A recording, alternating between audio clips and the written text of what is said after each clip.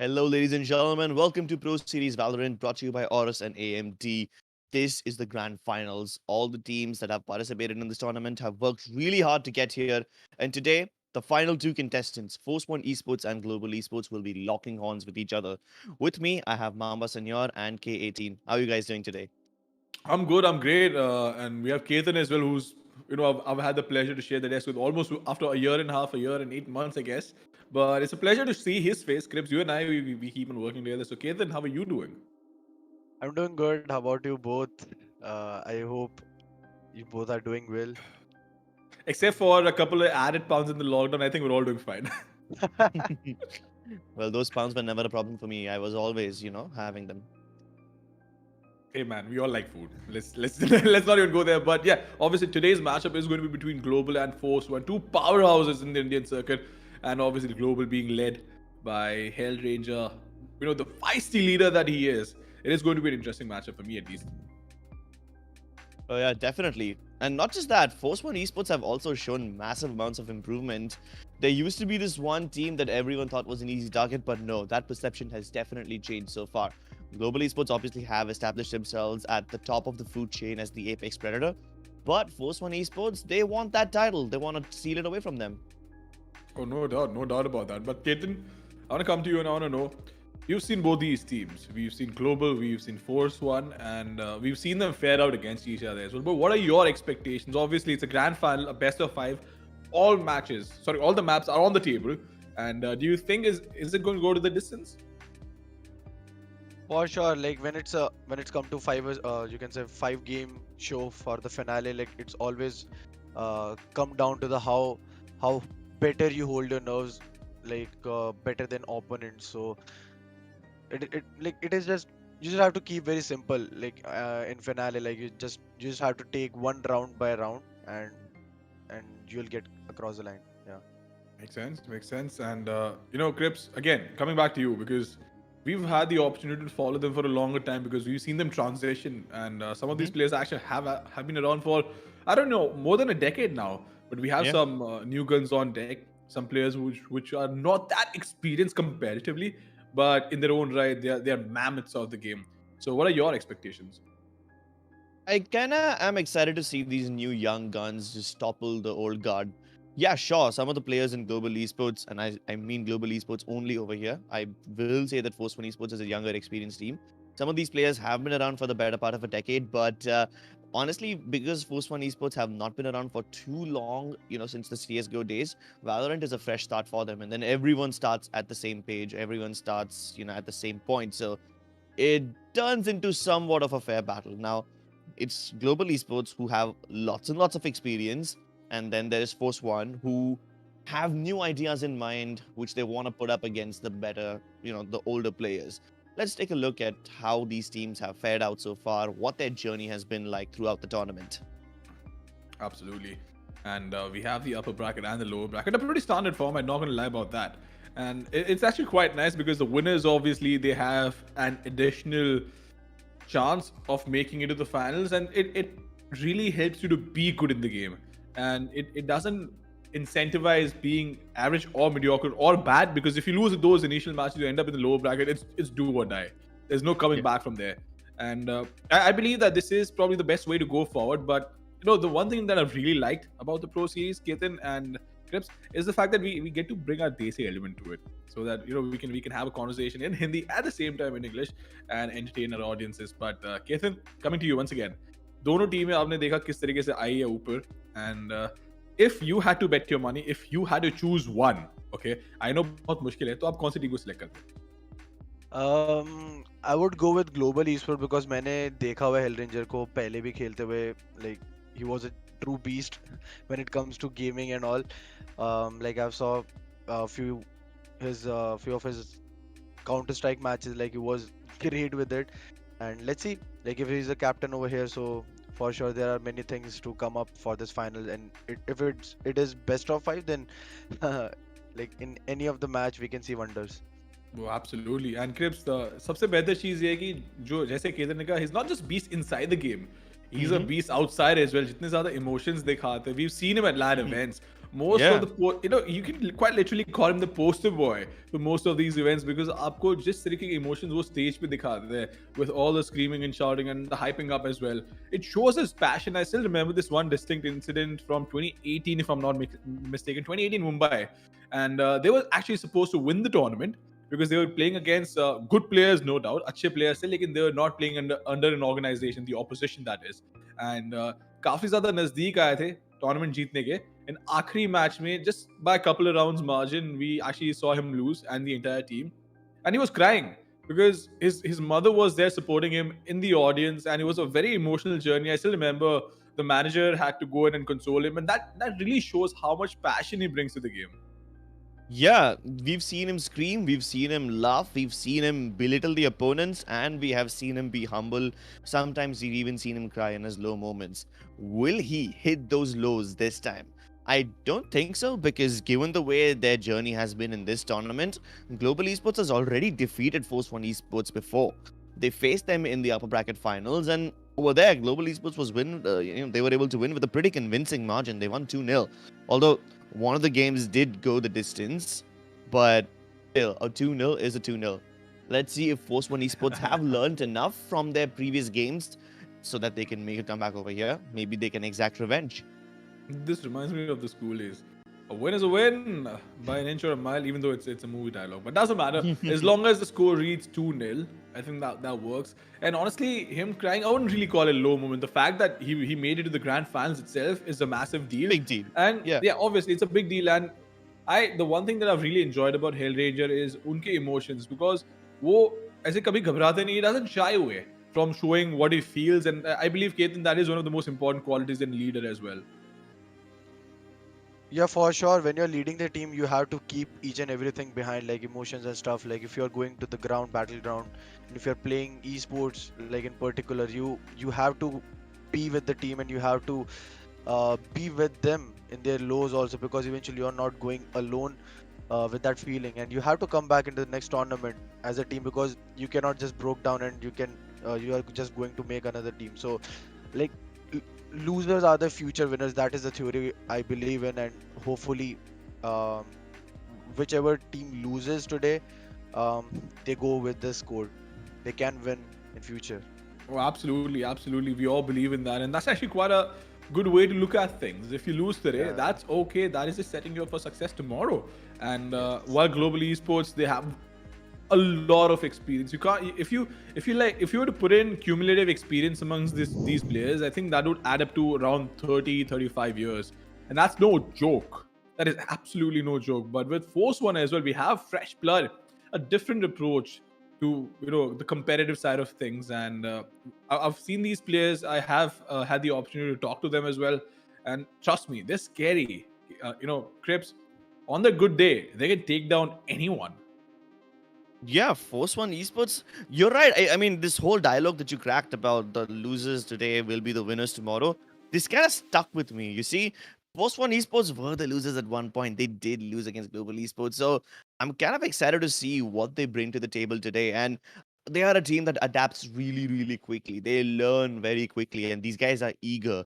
They want to draw blood and they want to exact revenge. And yeah, sure, Global Esports might have 35 years of cumulative experience or something like that. But then these guys, they did not face them long ago. 35 years of experience versus, I don't know, 72 hours of just plotting revenge and planning how to take down global esports. I think that the scales don't match up evenly over here, but hey, it does count for something.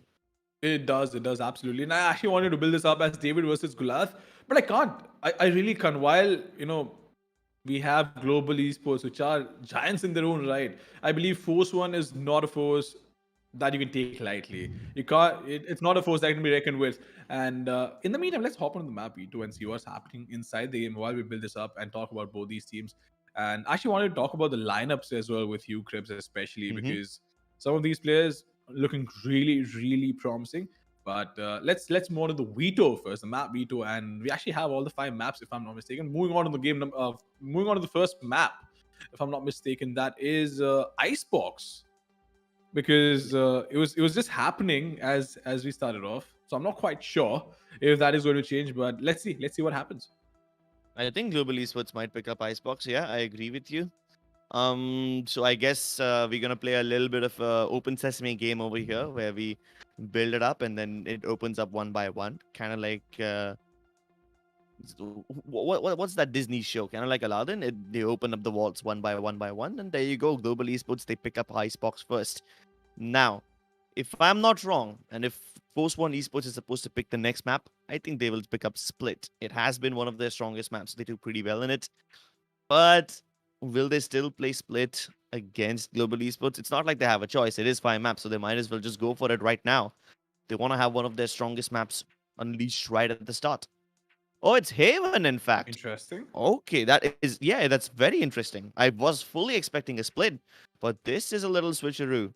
This is a switcheroo, no doubt about that. But I believe, hey, Icebox, we've seen global, they have some really neat strats. And obviously, there's no question about teamwork and the synergy on the map. But Haven, again, we've seen global play pretty good on Haven. So I'm not sure if this was a curveball by Force One, because you wouldn't expect Haven to be at least the second map come up. Yeah. But if they're feeling confident, if they feel it, then why the hell not? Yeah, Global Esports going for Ascent. No surprises over there. Ascent has literally been the most played map in this tournament, and everyone picks it up at some point or the other. I'm just glad that it's at third place and not, in map 4 or map 5 where it could be the decider, because Ascent is, pretty standard ground. It's middle ground. Both the teams are good on it. I believe the reason Force One might have picked Haven is because they probably have researched about how Global like to play. But then you got to keep in mind, Global is a team that, likes switching things up.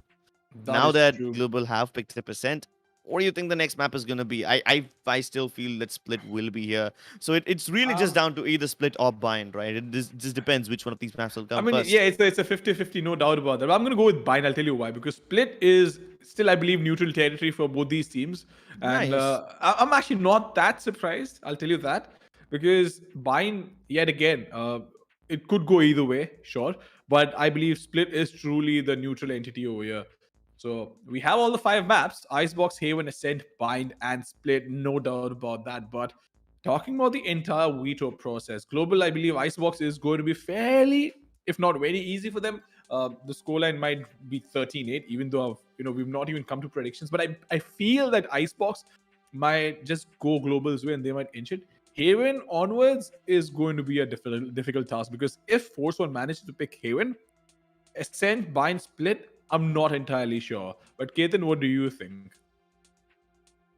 I guess for the first map, Icebox, that global pick, like that was surprising, because like when you are in a good, you can say in a good zone, and you hit always your you can say best maps. You always want to hit your best maps initially, so that you can get the lead in the tournament if it's you can say 5 match decider. So, but at the end, I think Split is someone's you can say strong map.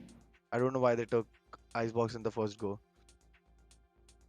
That's a good point as well. But then again, we've seen global esports do some really crazy things. And Crips, I'm actually going to come to you and I'm going to tell you this one incident. I still remember I was watching global esports play in a tournament, and this was Hmm. literally, I think, within a month of Icebox coming out, and global really started grinding it out. And the one strat that I saw was, again, yet so simple, but also so effective. So their entire B split depended on the fact that your Sage goes through mid, puts up a wall on the B bomb side, which gives you just enough space to plant the bomb, plant the spike towards mid, and then they keep mid control. They cut off rotation from mid. The only way the defenders can rotate is from the defender's base. And that was actually quite brilliant, even though it was so simple. You don't have to worry about snowman, you don't have to worry about taking B main control. And that just goes on to show the creativity that global esports actually have, and the mind of Hellranger. We all know that at some point in his career he was the best mid-round caller as well. But in Valorant, obviously that meta has shifted a bit.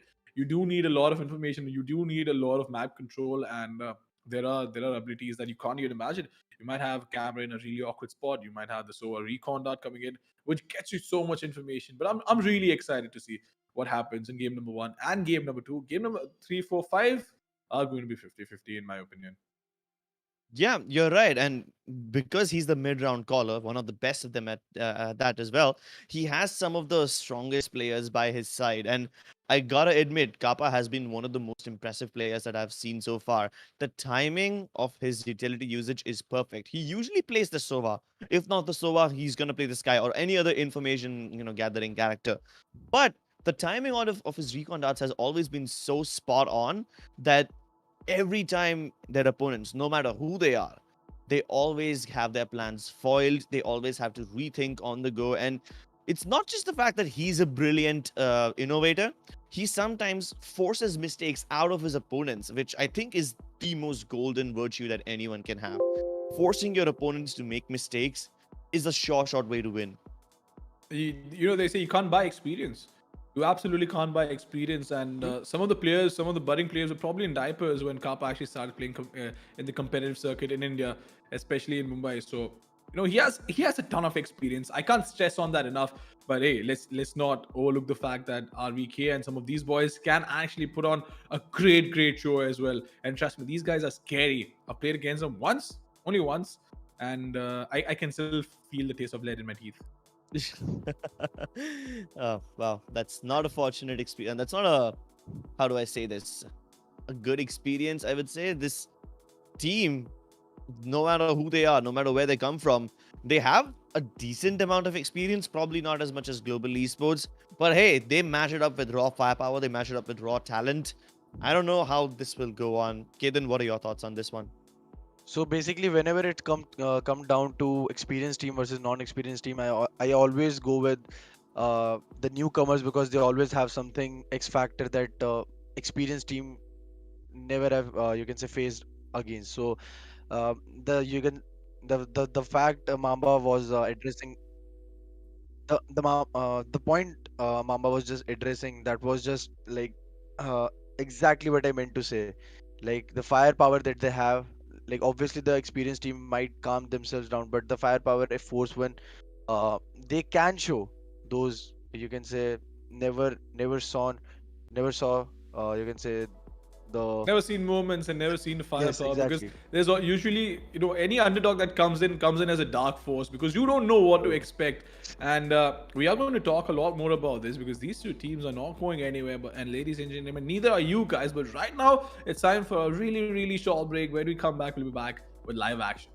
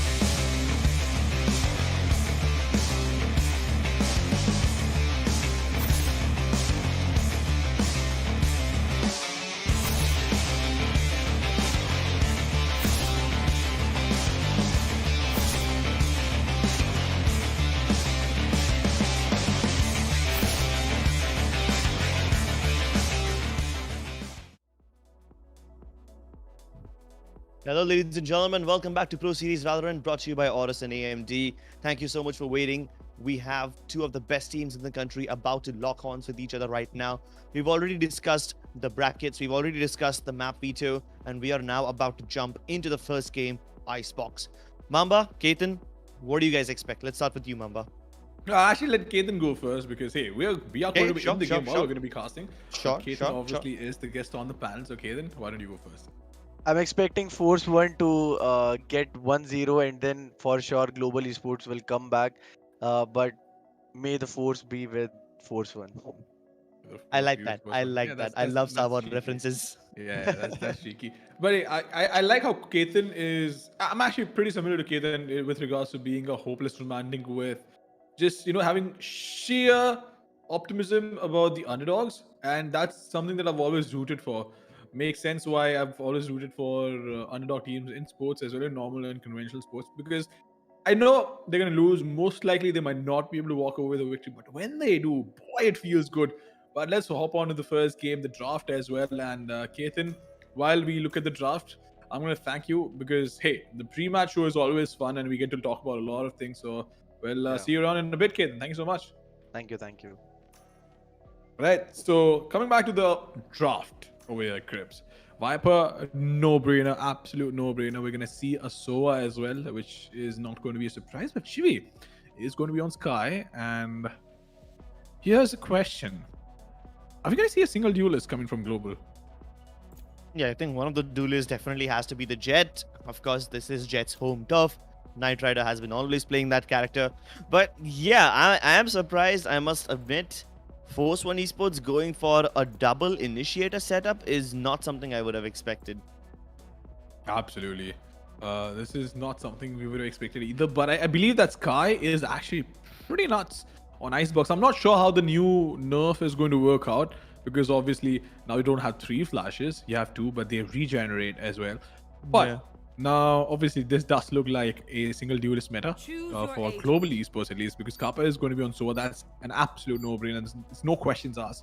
If you don't have a Sova on Icebox, half the game is lost already. And Sova, I believe, is literally the most important agent on this map. And you could still be okay to an extent without a duelist, but at the same time, you need that Jet. You absolutely need that Jet to capitalize on just the fact that you can create some space. But I believe Ketan is not going to be with us because I thanked him and I just asked him to lounge out and have fun with the game. And Crips, I want to come to you now and ask, what do you think is going to happen after the draft? We have such a different vibe for both the teams, like Force 1 Esports, double initiator. Meanwhile, Global Esports, double sentinel. That is like a very different philosophy that both these teams have. They're polar opposites of each other. So what's going to happen over here? I believe Global Esports will try to not play too aggressively, but when they get the chance, they will want to push after they have already secured a couple of spaces. And since they're starting on the defensive side, I guess a double sentinel setup does make some sense. Force 1, on the other hand, they will need to not only gather a lot of information, but to somehow cut off the rotations of Global Esports and try to bamboozle them. There you go, ladies and gentlemen. We are live with the first game, Global Esports on defense, Force 1 on attack. And right off the bat, we can see Force 1 splitting up most of their players. 2 players on A, some on B. Meanwhile, Viper himself is all the way up on the attacking spawn, up on the high ground. Yeah, we do have Rafa being pretty aggressive, and Armor and the classic meta is finally picking up because usually we see ghosts around, but now with the new economy, it is going to be a bit of a problem buying your abilities because they've been made more expensive. But nonetheless, Lightning Fast playing pretty aggressive. He's going to get revealed over there behind yellow, and this is going to be a problem. He needs to survive. He needs to stay alive to be able to buy some time for his team to rotate in. That is exactly what he does. He doesn't take those unnecessary fights and take down the Owl drone. The question is, do the attackers commit to it? Or is it going to be rotation coming? It is a rotation coming up, but the read is already coming in on the side of Global Esports because they know no information is being given out towards B bomb side. And now we have Hell Ranger just using the snake bite and making sure that he can buy time for the rotation as well. Yeah, and most of the players of both the teams have arrived over here. It is going to be a full-blown brawl. The barrier up goes up just in the nick of time, but there's a little gap that SK Rossi exploits. Rafa has been taken down. Skills on the high ground will get the better of Shivi. The shock darts will make sure that they can't plant just yet. And this buys so much more time for the players of Global Esports to get up on high ground. One on the zipline tower, one on the corner box over there. And then there's just RVK who can basically do nothing. Sheriffs in the first round? Mama, what do you feel about this? Because we've spoken about how the Ghost has become a little more, unaffordable because of expensive utility. But then he picks up the Sheriff with no abilities whatsoever. No cloud bursts, no updraft. That's a bit weird, wouldn't you say? Hey man, it's Rossi. If he picks up a P shooter, I'm not quite sure if that would make sense in my head. But as long as he gets those kills, it all works out, right? At the end of the day, you just need to put on the numbers under your kill banner, and as long as you get to do that, why not? So if he's feeling confident, I guess Rossi is somebody who has a lot more leeway, but gets two. Can he find the third as well? He's going to try and find the third. Will get taken down. And Lightning Fast, being the cleanup crew that he is, right behind him, is going to use the wall to try and block one entrance. And that's actually quite smart. Forcing them to peek from the right. Gets one. Needs to find the last as well, which is probably going to happen. But the spike is down right in front of him. Doesn't need to force the issue, but RVK is actually really scary. With the Sheriff, will get backstabbed by Hell Ranger. And look at Rossi, just styling. He's not even looking at the screen. He's like, yeah, I don't need to look. I don't need to look. Yeah, he's chilling on his phone. Playing some Flappy Bird maybe. But hey, those were some really sick one-taps with the Sheriff. I think he intended to dash away, but ended up dashing towards them. Either way, that's alright, because it's not like he bought anything expensive. His team still has him online. Plenty of money to go with him along with it as well. He should be able to pick up an op right this round itself, but I guess, yeah, there you go. There's the op. But his teammates having Spectre, yeah, not enough firepower to go along with it. This is interesting, to say the least. But that recon dart is not going to be the best. Look at him. He has information. He knows exactly where the Sova is. But will miss the shot. Needs to fall back. But is he going to fall back? Because we know Rossi can be really, really cocky if he's feeling it. And today, it definitely looks like he is feeling it. So he's going to peek around the corner, trying to find the first opening. But that is not going to happen. Still waiting. And RVK has found himself stuck between a rock and a hard place because he can't peek around. He needs help. He needs backup. But Kappa, in the meantime, is going to try and get some information towards mid. And look at that wall. So aggressive towards B mains. SK Rossi really thought somebody might peek on the back of that Tiger. And that is true. That is true. Rafa, Shivi, both of them now trying to creep up the A corridors. The shock darts will not connect, but hey, SK Rossi's here. No! Rafa's already on the other side. SK Rossi cannot escape. And there you go. Most One Esports have the ace site. They left most of it open, hoping that they would be able to protect mid or something instead. And they left it on the back of Rossi. But now that he's been taken down, this is so interesting. Skills, Kappa do get one kill each. But oh my goodness, Global Esports, they do not care how many people are on the other side. They will force the issue. They try to fight them all. And it's the better guns that win. And they might just walk away with the op too. They might. It was quite early. They did not. But, they didn't pick it. Okay. Hey, look. It's too early. I'm not quite sure if they would be that comfortable picking the operator up, and I guess that's fair. That's fine. That the fact that they just let it go. But Rossi is going to be in a pinch. He only needs one ult orb to try and get his knives going. So I guess that's going to happen towards A. But yet again, here's a question. I understand you might have a really, really good aim. You're feeling it as well. You try to make a play, it did not work out. But most of the players would actually play a little more passive, a little more conservative after that happens. But I don't think that is going to be the case with Rossi. But look at the aggression from RVK as well, because he pushed up and a lot of information has been relayed towards the B-bomb side. Hell Ranger is going to be playing really, really close. And Scar God with his wiper wall. And look at that. He's just floating around and trying to have some fun. But nonetheless, we are just going to wait it out and see what actually goes down, what transpires. But Hell Ranger has been caught off guard with the Heat Seekers coming in. And we have the one. We have the one. We do. The taunt is going to come in as well. And it is going to be a 5-5 retake. The 5-5 retake, very messy. Lightning Fast already on the back lines. He gets two. And he reveals most of the players over there as well. So that is amazing. Now, Rafa will be forced to take a look at the back lines while the rest of Global Esports are trying to attack from the front. Shivi does get the better of Rossi. The star player taken down, but the pressure is still on. Skills with a triple of his own. brings it back, and Global Esports will take the lead once again. There was just a minor setback when they lost in the previous round, but hey, look at all of this now. Global Esports have 2 of their ultimates online. They've got the Viper's Spit, they've got the Lockdown. They can use it at one of the sides to just basically discourage Post One Esports from coming there at all. And in case Global Esports, they use the Viper Spit on, let's say, A or B this time, because that's where Hellranger himself is. If they use it over there, and in case Post One go to the A side, they can always use the Lockdown. So having these ultimates online, which grant them a lot of map control, is just so crucial. It is really crucial, and we do see the kind of shaky buy there is, but I believe that they don't also at the same time don't want to invest too much, but then they lost out on a round, which is going to be a bit of a problem. Let's see what F1 does. We have a lot of Sheriff coming in and just slowly creeping up. Are they going to try and go in for a contact play? Because this might actually work out and catch somebody off guard. Harper has been spotted. Paint shells are going to go in, but the problem is that it's not going to be enough. It is not going to be enough to slow F1 down, and they're just going to go for it. And this is great. This is great. Initiative coming in. Nitro to finding a quick trade while Skills got the first kill. But here's the problem. We have the rotation, which has already come in, and Global Esports are not going to let this slide. Even though I like the intent, I like the idea. The execution was fairly good enough, but just wasn't up to the point. Yeah, they were hoping that the utilities that Post One Esports were using would actually force the players of Global back, but no, they decided to push through it nonetheless. Skills on the verge of an ace. Can he get it? He knows Shivi's right around the corner. He should be able to swing wide, but lightning fast, you uncultured teammate steals it away from him. No problem, as long as someone's getting the kills, it's all Gucci. I'm fairly sure. Sorry, go on. You were right, Mamba. You pointed it out correctly. Post One Esports tried to go for a little bit of a contact play right at the start, but the moment the jig is up, the moment they realize Global Esports know to commit their utility, put up the toxin screens and the paint shells and everything, and they're kind of hoping that Global won't challenge them. They won't peek out of that utility, but Global are relentless too, and they're shameless. They will not be afraid of those toxin screens. They will just go ahead and fight outside of it. That's just confidence. That's just, complete cockiness.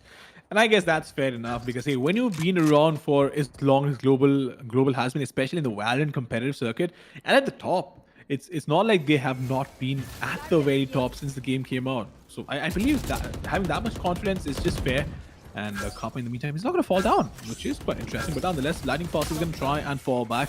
And Kappa as well, just making sure that he stays alive in case a rush or a push comes in. And Rafa is going to try and go up. But the problem is that there is a wall on the left. He does have a couple of satchels to work with. Lightning Fast in the meantime staying pretty aggressive. But look at that Viper ultimate coming. This is going to be a massive problem. But Lightning Fast being up close and personal. The question is, can he make this happen? Can he sneak up? But we do have a lockdown coming in from the defender. Killjoy, this is going to be a massive problem. Oh my goodness. Nobody had the read on this. Lightning Fast is going to find the first one. Needs to find the second. Is going to slowly fall back. And this is so genius. This is so perfect. But Rafa in the meantime is going to find one. Look at that wall as well. But Kappa's going to fall down. And Rafa finding two for himself. Doing what he had to do.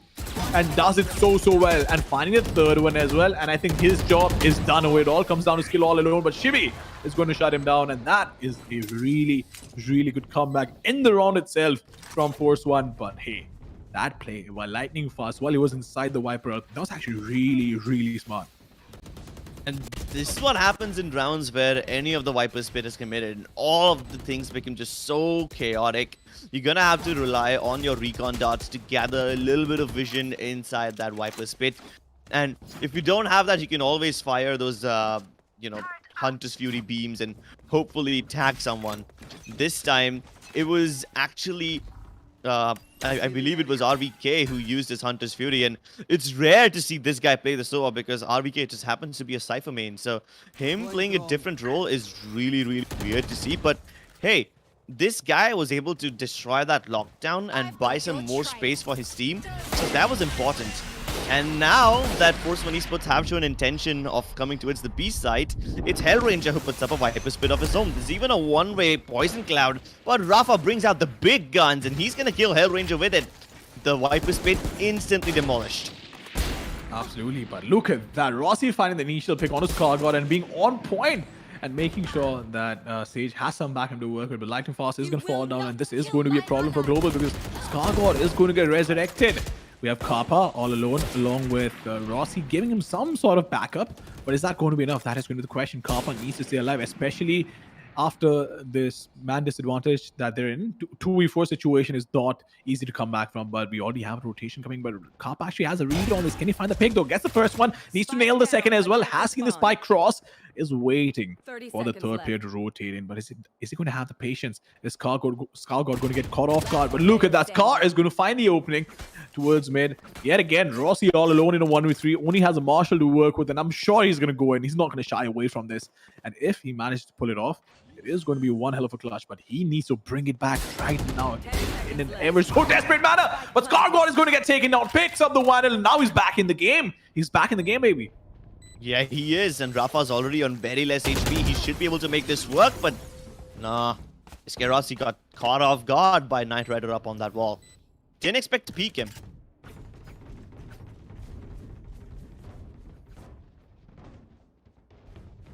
So that was actually a pretty cool round by Force One Esports too. You see, in the first few rounds when Force One Esports went for a fake, Global Esports was able to read it, and they read it pretty well. They were able to get those preemptive rotations working, and even if Global Esports was late on the rotations, they were able to actually just delay Force One Esports long enough so that they could have the players come in and then move ahead as a single unit.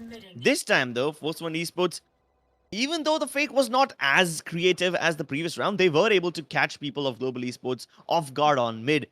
I hope Knight Rider checks this angle. I hope he does. No, he won't. And Hellranger picks up a nice cheeky kill. A poison cloud so that he can retrieve the Vandal as well. But no, Skargård still finds him through the green. That's annoying. Hellranger's gonna be so mad at that. But hey, that's alright. That was supposed to be an eco round anyway. In fact, he's just lucky that he got that kill. Kappa just looking to do some economic damage. Maybe steal a gun or two. Absolutely. And it's actually quite smart for him to push up like that. But I think information's been read. Rafa is going to clean things up. And that's the score equalized. The fourth round coming in. The scoreline reading 4-4.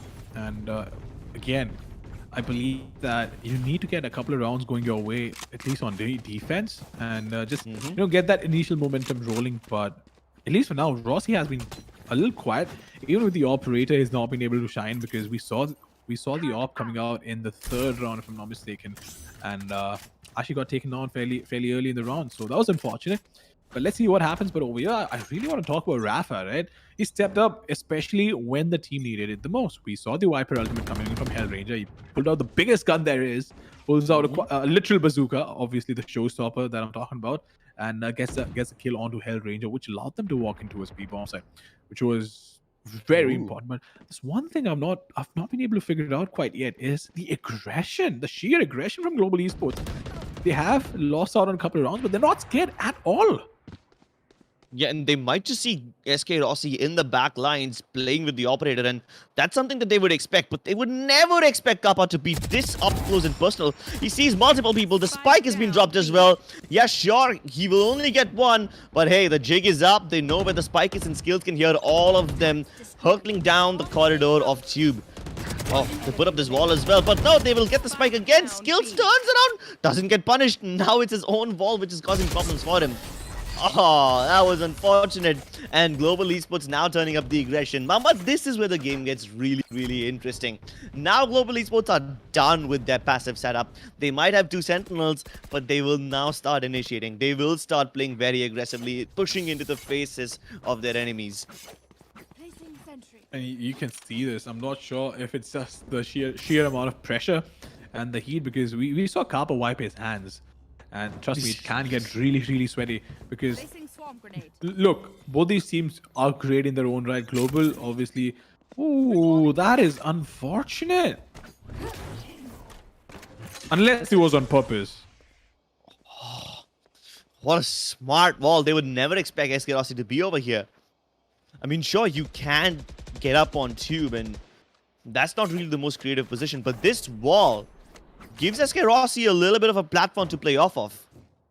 So I'm hoping we can get to see this again. But for now, Force One Esports have already made their way to the entrance of B. As soon as those alarm bots will be destroyed, there should be a clear enough indication that Force One is indeed going towards the B side. But then there's Kappa, who's trying to sell a fake on A. putting down boom bots, making noise, rattling off shots. He needs to be the best salesman ever. And so far, I think he's doing a good job. So far, he's doing a good job indeed, and we do have RVK clearing everything out. Does spot the turret. I'm not sure if that was the most efficient use of the recon that he had, but nonetheless, we are going to see one of Thanos' one grenades pop out over here, and this is going to be unfortunate because there is one on top, but that's not going to be a lot of use. Skills in the meantime. What? In the gods, he was a Rafa. What were you doing? I'm not sure what just happened over there, but Skills is just going to find the initial pick. And that is so unfortunate, but look at this. Nitro using his wall to block off the B bomb side. And we have a recon coming in. He needs to fall back. The spike's down as well, but the shock dart, is it going to do any damage? That is going to be the question. We do have Kappa trying to find that pick, but the lockdown coming, the defender lockdown, is this going to be enough? Do they have enough time to push them back? Yes, indeed they do, but look at Chi being so aggressive. Lightning Fast is going to find what needs to find a quick trade as well. That is going to come in from Nitro. Nice. Gets reduced to 1v1, and now the diffuser is going to come. He's not even going to hunt the player. He doesn't care. He absolutely does not care. Does he have enough time? He might. He doesn't. Oh my goodness, that is so unfortunate. That is really unfortunate. But hey, I'm going to give full marks for the effort and for how smart the play actually was. Ooh, this is such a big loss for them. Skills, Lightning Fast, Appa. All three of them used their ultimates. 3 ultimates committed in this round, but still Global Esports can't get the win. They even detained the last player, only to have him just get blown up by the spike later on. It was just not enough. Oh, that is so unfortunate. That's going to be a kick in the gut when there's only 2 rounds left. There's no chance to get your ultimates back online either. There they are. Absolutely. And for now, we're going to see what actually goes down because the scoreline is still fairly close, but Rossi just slapping Scargod with that knife. And I'm sure Scar is going to feel that. It's scary. Trust me, it's scary. But him just, being destroyed like that is not, it's not going to be fun to be at least on the receiving end. But Rossi just falls back after taking a bullet to his body. And in the meantime, is going to be breaking that wall down. Try and get some movement going towards the A bomb site. But is Flake coming in, or is this fake being so? Because we have no presence towards B from the attackers. So they have to commit towards A. Yeah, but Force One Esports is now kind of scared that Global will start pushing. Eskerossi coming all the way up in mid, then Kappa pushing A last time. All of this is going to make them a little bit scared. So that's why even Force One are taking their sweet time. Especially when they've already seen Eskerossi on mid. They're kind of hoping that he wouldn't come back online again over there. So now they're going to just commit all their eggs in one basket, put it on A. But the toxin screen is just going to discourage them. There's only 20 seconds left, Mamba. Global Esports are doing everything they can, putting up all the utility they can so that they can delay the spike plant. But it might just not happen. 10 seconds, they still haven't even gotten there. But Rafa, he got deleted by Eskerossi. The bazooka has been taken off. And now it's just a 3v2. At least they got the spike down, so that's one of the problems solved. But this 1v3 is such a massive order for Knight Rider. There's no way he would have been able to pull this off. Global Esports just making things work. They realize their win condition. They realize Force One are going to get desperate. They're going to start pulling out the big guns. And then SK Rossi, he just has the knives that take down the bazooka. That could have been a game changer over there if Rafa was able to pop that off. But nope. SK Rossi being the hero for his team once again. Getting 3 kills this time. And Global Esports is such a good job of holding Force One Esports back. True. But I think we really need to talk about skills as well. The way he's been playing 15 kills, 6 deaths, and 6 assists. With the killjoy in the first round and first half, within 11 rounds. Those are good numbers. Those are some real good numbers. And I believe that he deserves some credit as well. But look at Rossi. Just getting on top. And is that going to be enough? Being super aggressive. A trademark of players with mechanical skills on the level of Rossi. So we do see a lot of confidence in most of these players. But nonetheless, Kappa has found some information. He's actually going to relay that there are 3 players towards the bomb side. Unless he's only seen 2. But nonetheless, that is going to be enough for rotation to be caught in. But look at this. We have the Viper ultimate coming up. And Hellranger, is it going to play outside? This is going to be a question, but Rafa is actually creeping up. Then this could be huge. This could be absolutely huge. Look at him. Just look at him go. And now we have a rotation coming to Hellranger. Is going to get taken out. Can he find the second as well? That is going to be the question. He does get a frag onto Skills, but will quickly get traded out by Kappa. But the damage has been done, and the dislocation has come in as well. This is going to be a problem because this is exactly what works perfectly when you have a flank manipulation of rotations, kills one on the A bomb side and gets a rotation going, kills one towards mid as well. That worked out so beautifully for the attackers. Now it all comes down to the Sage and Kappa on defense. Lightning Fast and Kappa, can they bring it back? It's not going to be easy, but we still have Lightning Fast. Just wait it out towards the bomb side. Just Jeez, that was disgusting. I was scared that Lightning Fast and Kappa playing far away from each other will result in the death of one of them. At least there was basically no trading potential. But I didn't expect him to get slapped like that. And now Kappa, inside this Viper's pit is gonna be doom for him. His position's been revealed too. I think all of them will start fighting him right now. Maybe the recon dot will reveal someone and he can shoot them down through the outside of the pit, but nah. It's just not happening. There's Molotovs over there as well. He's trying to get high ground, hoping he can catch someone over here, but nope. Jumps straight into the crosshairs of Shivi instead. And it's a 6-6. A pretty even Stevens game so far. Switching sides. True indeed, a pretty even Steven game, and I'm actually quite surprised at the scoreline. 6-6. I did not expect that. I expected Global to have some sort of a lead. But hey, the first 3 rounds of the second half are going to be pivotal in terms of understanding what is going to go down. Because if Global can't pick it up cleanly, we are probably in for one hell of a matchup in the first map itself, which happens to be Global's pick. We've seen Global take down some really, really good teams on Icebox. And Force 1 is just showing incredible restraint and a lot of resistance to Global Esports pushes and the entire manipulation of rotations as well. Yeah, that's true. Force 1 Esports have been so good at manipulating Global Esports rotations. The only time Force 1 actually struggled was when Global started playing aggressively. But this time, we speak about aggression and Global Esports is turning it up. No fakes, no sellouts. It's just a straight-up commitment towards the Beast side. They're going to brute force this one. And they don't care about pushing through the toxin screens as well. They've got the barrier ops, they got the plant in. Barely 10-20 seconds into the round, we have a 5v5 retake situation on our hands, Mamba. There's 3 people from Force 1 coming in from the back lines. The flashes won't do much, but hey, now they're getting pinched from both the sides, and it's gonna be up to Skills and Eskerossi to hold off the backstab. Meanwhile, Lightning Fast tries to defend the front line. And so far, Eskerossi is doing a phenomenal job. 2 huge kills, just tapping away with the ghosts, and there's his third. Meanwhile, Lightning Fast and Kappa did a pretty good job of defending the front. Kills comes in as well. All of this, Global Esports, they just don't hold back. They want to put the pedal to the metal and they want to finish this game right here and now. They're done with the mind games. They're done with beating around the bush and they want to go for the prize. True, and this is where Jet really shines out as well, because with the Jet, you can create so much space. You can be so aggressive and play in their literal faces as well. And we saw a nice recap coming from Ross, even though he was just guarding the flank towards the end of the first round. But it was just great to see the intent coming in, and even though he's not been able to get so many frags in the second half, he's just feeling it. He's just feeling just as confident.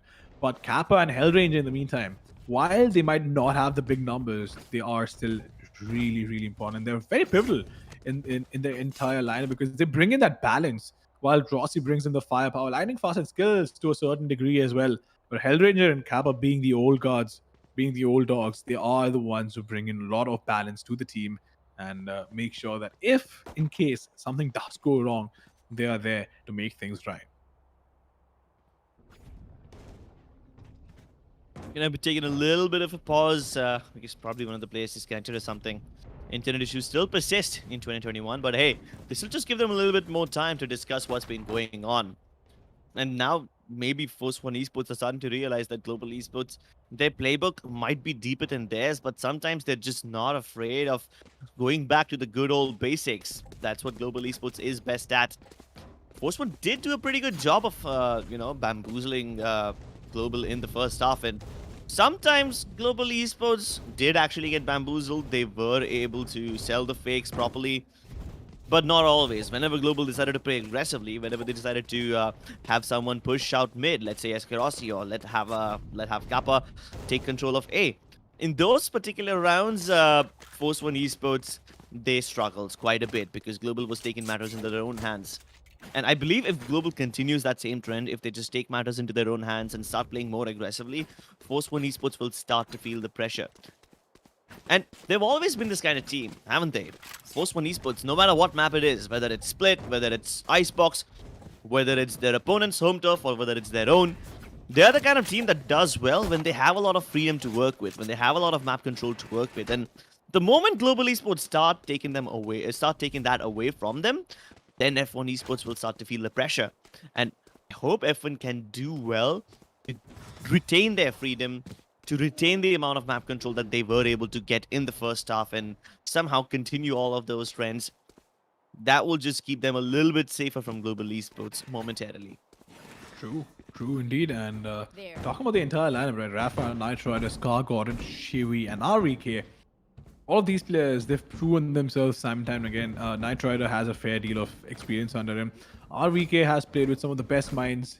Now, playing in different teams, obviously, he, if I'm not mistaken, he has played with Marzel as well, who is a part of Team VLT now. Yeah. And no, they do have experience, just that not to the extent of Global. And that's one thing that we've been raving about. While that is important, at the end of the game, at the end of the day, it is an FPS game. You need to click heads. You can have the best strategy, you can have, a lot of confidence, the best restraint, and not get nervous. But if you can't click heads, what's the point? So for now, I guess Knight Rider, Scar, Shivi, and RVK, all of them will just try and find their groove, find their rhythm. Because while they do understand the game really, really well, they might try, they'll have to go in and get those frags. Yeah, they will have to go in and get the frags. But then you spoke about groove, and that's something I want to touch upon. I think basically all of Force 1 is out of their depth right now. Because these are not their default characters. Knight Rider is the guy who usually plays Jet. He is a Jet main. Now he's playing a Sage. The exact opposite of Jet. Jet is this movement-based character, and Sage is a character that basically slows you down. The polar opposite. And Jet is kind of essential in a map like Icebox, isn't it? It is home turf. It is one of the most staple-picked agents in Icebox. And no Jet on the side of Force 1, especially not in the hands of Knight Rider, it kind of makes me feel a little awkward. They're not playing in their comfort zones. Same goes with RVK. This guy happens to be a Cypher main. Now, he can play the Sova pretty well. We've seen that he knows all the lineups and he's pretty good with the timing as well. But still, comfort zone. It matters quite a lot in a game like Valorant, especially in a grand finals like this when you are up against literally one of the best of the best. You need to be comfortable. You need to feel at home if you want to play against these tough opponents. That is true, but here's something that I want to bring up as well. There are a lot of conventions that people think about. Hey, this is what you need. This is something that is really needed, or XYZ, this team doesn't have this specific agent or this class. But here's the thing. Sure, Knight Rider is a Jet main, no doubt. And I do agree that a Jet could have made more sense, because we never know what is going on in the heads of the teams which are going in for these picks or for this agent selection. But here's something that I would counter your argument with. Sage, especially on attack, after you've used up your wall, you're practically a duelist. So we have seen a battle Sage come in, and maybe that was the idea. But my question is, was Raze a more appropriate pick over Jet? We don't know. But hey, they're not being stomped right now. They're doing fine. They're just bumped around behind. And I believe that we can a lot of times get a little carried away, because obviously while Global is a really good team, but I would never count out Force 1 Esports, because these players are damn good as well. And I want to see some competition. Obviously, we're going to see some picks as well. But obviously, the composition could have been a little different, no doubt. But is that going to be a problem? That is something we'll only find out at the end of the game. Yeah, so far they are doing pretty well, so I don't think it's going to be that big of a problem. That recon dart will be a little. It won't reveal anyone, but it still gets destroyed. I don't even know how they have an angle on it over there. Either way, RVK now taking a book out of... my god, why did I say that? Taking a page out of Kappa's book. He's trying to push mid, but... God. Poor guy. Got revealed, had no choice but to peek. RVK still holding this angle. He's just hoping somebody from Global Esports will walk around the corner, not checking this angle, but this is not happening. Global Esports are hitting the B side instead, and Skerossi is the one leading the charge, as usual. One enemy remaining. Yep, and it all comes down to this guy all alone in a 1v4 now. Whoa! Everyone, you see their faces. You can see all their faces. They're all surprised, but it's good to see smiles for a change in the first one camp because they've been visibly shaken since the first round, and I can imagine it's a lot of pressure to deal with, but I believe that they're more than capable of dealing with the pressure over here. And yeah, it's just great to see such a good contest coming from both these teams. And Skills again has been playing out of his absolute mind. Like, come on, 16 kills with a Killjoy. I'm not saying that it's not possible. It's just good to see that it's not always Rossi who's stepping up, because while Rossi is the talk of the town in most of the tournaments that happen, we have quite literally, right? Even as casters, it's really difficult to look away from a player of that caliber. But sometimes we need to remember that it's a 5-man game. Yep. And I am just so happy that everyone on Global Esports is stepping up and not just Rossi, because they deserve the attention. They are the kind of team that does a lot of work, a lot of heavy lifting, and all the members do it equally. But this time, as I speak about SK Rossi, he delivers yet again, gets the opening pick. Rafa being in this cheeky corner can get a kill or two. Gets Hellranger though, so that was a crucial pick. Now they won't have anyone to block the lines of sight, but RBK, he's gonna catch SK Rossi off guard. He went a little too deep into enemy territory over there. But SK Rossi just turned into the best salesman. He committed his own life to make sure that F1 Esports stay on the B side, but maybe they aren't selling this fake that well. Shivi has heard the footsteps. He's gonna relay the information to his team. The rotation is on its way, and oh, he catches lightning fast off guard, and he himself gets caught off guard. Oh, the taste of your own medicine. Bitter and not at all tasty. It's just a 1v2 now. Down to Kappa. Spike dropped in an awkward location, and he's gonna go for it. He was able to beat both of them. No way. Oh. I'm not gonna lie, the moment Kappa knew the owl drone is coming in, and the moment he started shooting the Sage, I could see things in slow motion because I knew exactly where they was going. And you can't have awareness like this unless you know the game in and out, and that's Kappa for you. You know, exactly. I still remember when he transitioned from the other FPS style to Valorant. There were a lot of questions. There were a lot of questions about his age, if he's going to be able to keep up with his mechanics. And he's not bad mechanically. It's just that there are always going to be younger players. But in the meantime, Lightning Fast finds 2 for himself on the other side of the map, which is quite surprising. But again, getting back to the point I was trying to make, Kappa, while he's been around for donkey's years, but you can't buy something like this. You just can't buy that experience and that presence of mind. Exactly. And to have the presence of mind, it's a good shot by RBK, but yeah, that presence of mind, it just doesn't come to you. Like, under normal circumstances, a normal player would have picked up the spike, tried to go for the plant, or tried to run away. But no, Kappa, in a 1v2 situation, he still pushes them. Being at a disadvantage. Him pushing them was the last thing they would have expected. Absolutely, and he's a juggernaut. He's an absolute juggernaut. But let's focus on F1 for a bit, because this, for me, is a very interesting lineup. I don't know, but from how much I've been able to talk to these players, the personalities are actually quite different when it comes down, because Scar is a player who's, I believe is quite emotional, and I could be wrong about that, but that's my understanding of his persona. And sometimes it shows in the game. But at the same time, not just him, the entire lineup, because we could see how visibly stressed they were. But the fact that they have still been doing okay, but the problem now is that they've lost out on a player already and are down to a man deficit, and they need to bounce back, and they need to bounce back now in this round itself, because if they allow them to get the 11th round, that's going to be a psychological battle. And RVK, while he tried to be a little cheeky towards you, does get taken down. Hellranger with a really good nerf, but is he going to call card?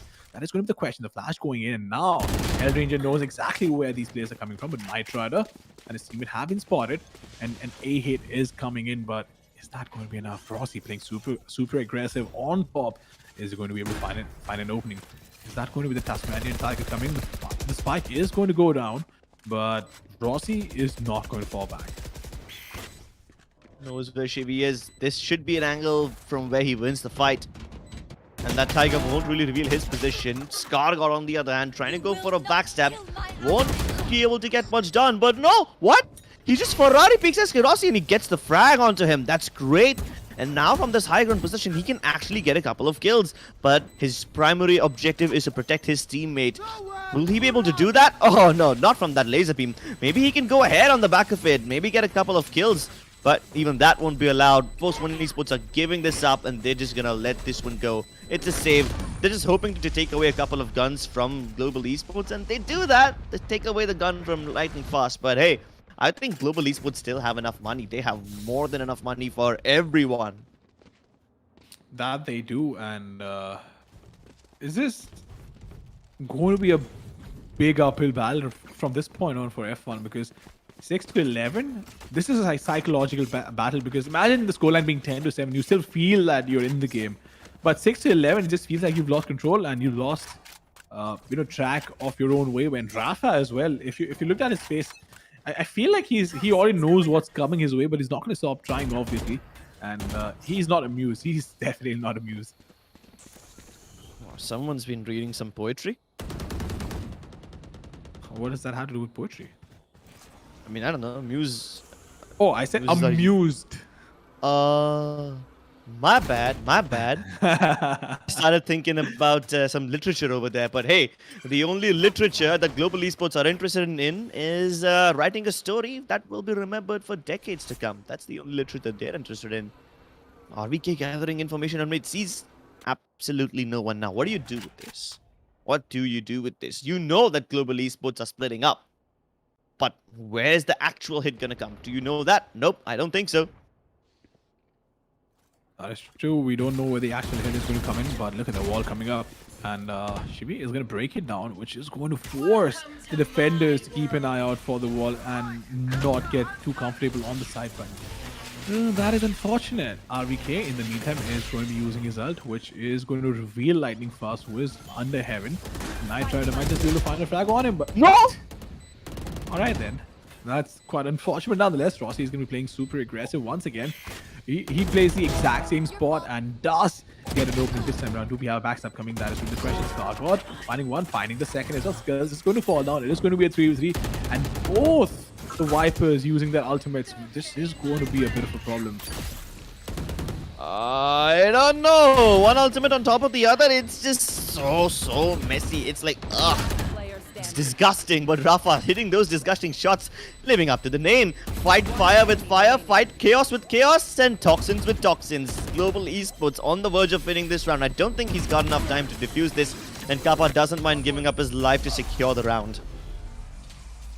He's a real asset, isn't he? The way he clutches these rounds and steps up when he needs to. This is not just one round. I think the highlight for the match for me would definitely be the one round that Kappa pulled off on the A-bomb side when there was a So and a Sage remaining, and the presence of mind was just so entertaining to watch. And while we're talking about entertaining players, I think the reason why Rossi yet again is so talked about, it's fairly easy to understand because Miokin is right behind him if you look at the camera, and that stands testimony to the fact that everyone looks forward to seeing Rossi perform because he's just that entertaining to watch. Yeah, and it's not just him. He might be the entertaining guy, but it's his team who sets him up for success as well. And sometimes, if Rossi cannot deliver, the others definitely do. So it's a team game indeed, and Global Esports are such a good team to take an example off of. Oh, absolutely, So far, absolutely. It seems to be a very passive approach from both these teams so far. None of them really walking out to gather information. And take a look at Global Esports. They're literally chilling in spawn. They haven't even ventured out a little bit towards either of the sites. They know that Post-1 Esports will get desperate, and they want to see that desperation. They want to see them sweat. But my concern over here is, if Global Esports take too much time, there will be very little resources left, very little time left for them to actually commit to a site, and then it will become so problematic. And you can see the desperation on Shivi's face. He wants some information. He uses his seekers to get it.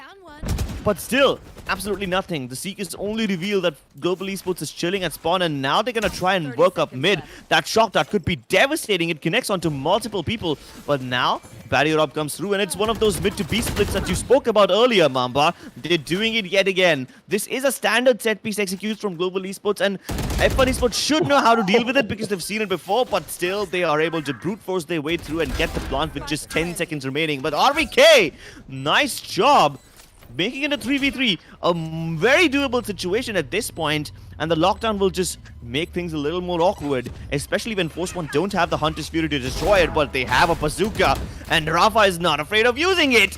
He knows there's a player towards yellow, but he's gonna... Oh, they're gonna break the lockdown in the nick of time. This could have been disastrous, but Rafa sacrifices his own life to break that lockdown. Unfortunately, still dies, but it's just down to Shivi. 1v3, and I don't think this is doable. Eskerosi wants to finish this off right here and now, and Global Esports don't lose a single round in the second half. They don't, and I believe this is the reason why Icebox is so scary to play against Global Esports. They're just that good on the map, and you know, it's just great to see the amount of confidence they have. And looks like I have an issue with my camera, but Crips, again, a wonderful matchup. Yeah, indeed, a very good matchup. I thought that this would be a more of an even Stevens game when, you know, the score was 6-6, but then, my goodness, Global Esports don't give up anything in the second half. They just keep on pushing and pushing and pushing. Woo! What a game. Ketan, what do you think? Were you entertained?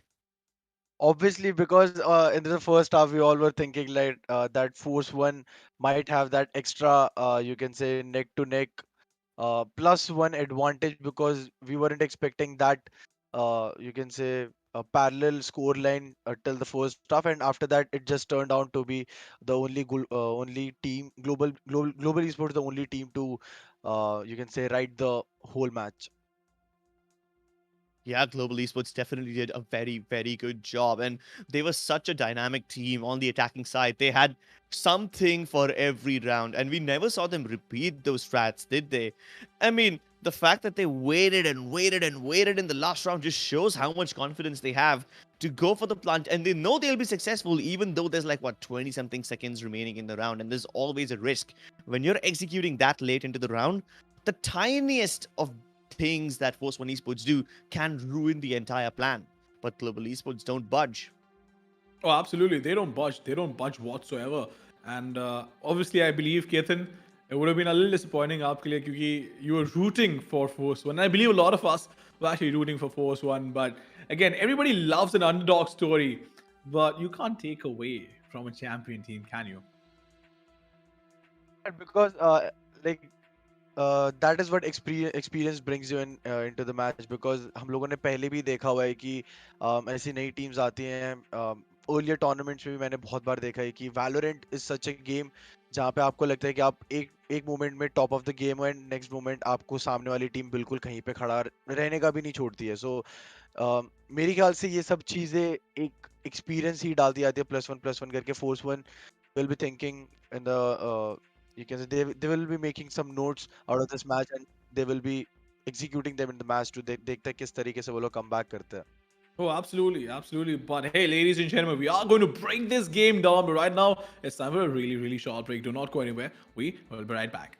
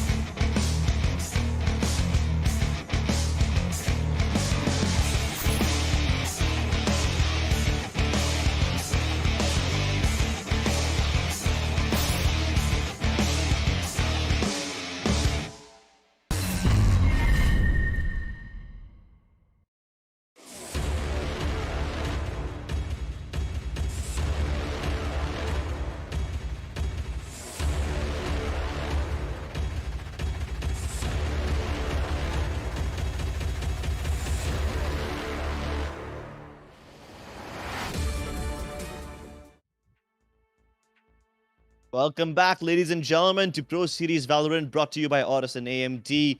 We just saw Global Esports take map number 1 in a pretty convincing fashion. They basically owned the entire second half. Mamba, K18, what do you guys think is going to happen in the next one? Ketan, let's start with you. I think Force One for sure gonna be comeback because why not?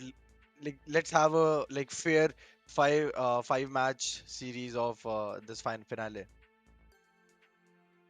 Makes sense. That's actually a fair ask. I'm not gonna lie.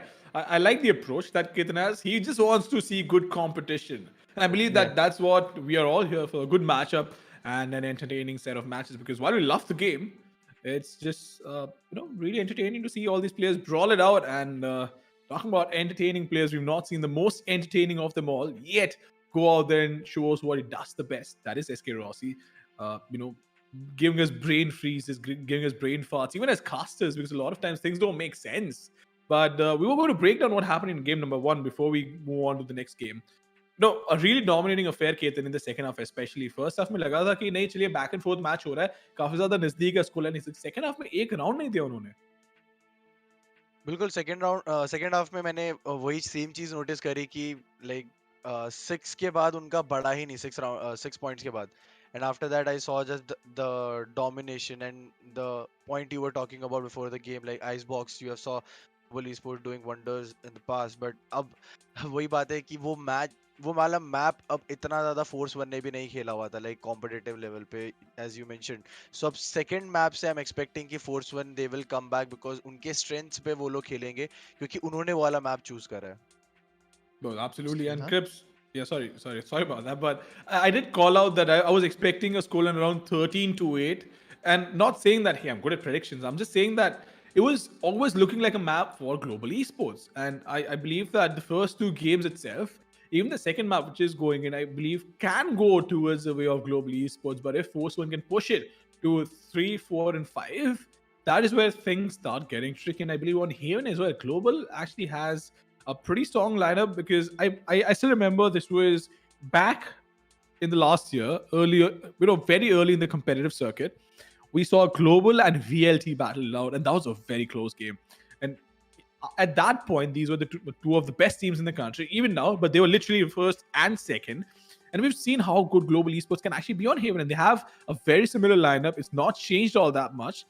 And I feel that even though Force One would have been feeling confident on this, Global still has the upper hand. Yeah, and one thing you gotta realize is that first time around, Global Esports faced Force One, in the upper bracket finals. SK Rossi was not playing for Global Esports. They were playing with a substitute called Alex T. Now that SK Rossi himself is back, we definitely can expect some magic. But given what we saw from Force One Esports in the first half, in the first map, they did decently enough on the attacking side, but they just really struggled on defense. So I don't know what's gonna happen once again because Global Esports on defense starting on the defensive side might just mean that Force One Esports get their way in the first half of Haven, but in the second half they will once again struggle if the trend from Icebox continues over here. Absolutely. लेकिन केतन मैं आपकी भी राय जानना चाहता हूँ because while I believe both of us are very similar, दोनों hopeless romantics है with regards to being optimistic. But आपको क्या लगता है Haven? Because मुझे तो लगता है कि it's still global esports game. I believe Crips is on the same page. But आपको क्या लगता है?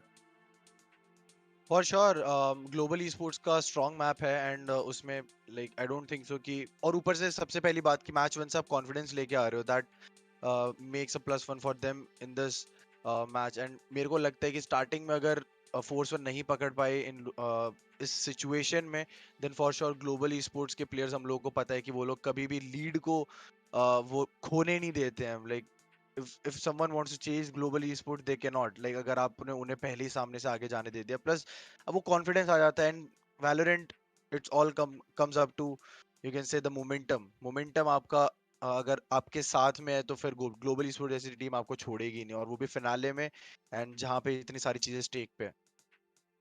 जी हाँ, बिल्कुल सही कहा आपने. एंड यहाँ पे अगर सेकंड मैप जाता है फोर्स वन की तरफ then I am sure a lot of Force One fans specially I'm probably going to call for Keithan to actually come in and cast with us. Maybe a couple of rounds, not the entire match, because I believe Keithan has to actually sit down and watch. But Crips, the trivia, throughout the tournament, we had VP worth 2,750 US dollars. First of all, by the way, if you guys want to participate in the trivia and win a lot of Valorant points, go to proseries.upgrade with aorus.com/trivia.html. The link is down there.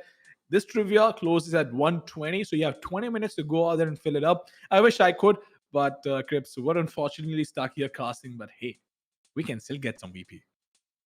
We can get some VP. I mean, no, it will be a little bit of cheating, but we can always, open one tab on the side, start filling up the trivia questions, and just pretend that we are not doing anything else other I than think we'd be focusing on the fired. game.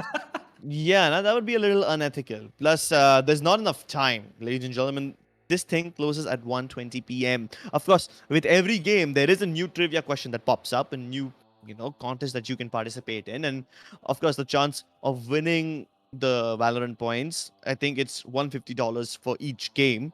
All of that will keep on refreshing with every game, and this time you have only 20 minutes left. It's 1-1 right now, and you have 19 minutes exactly to go ahead, fill up this particular trivia question, and stand a chance to win Valorant points worth 2,750. Either way, that's the amount of money that you can win.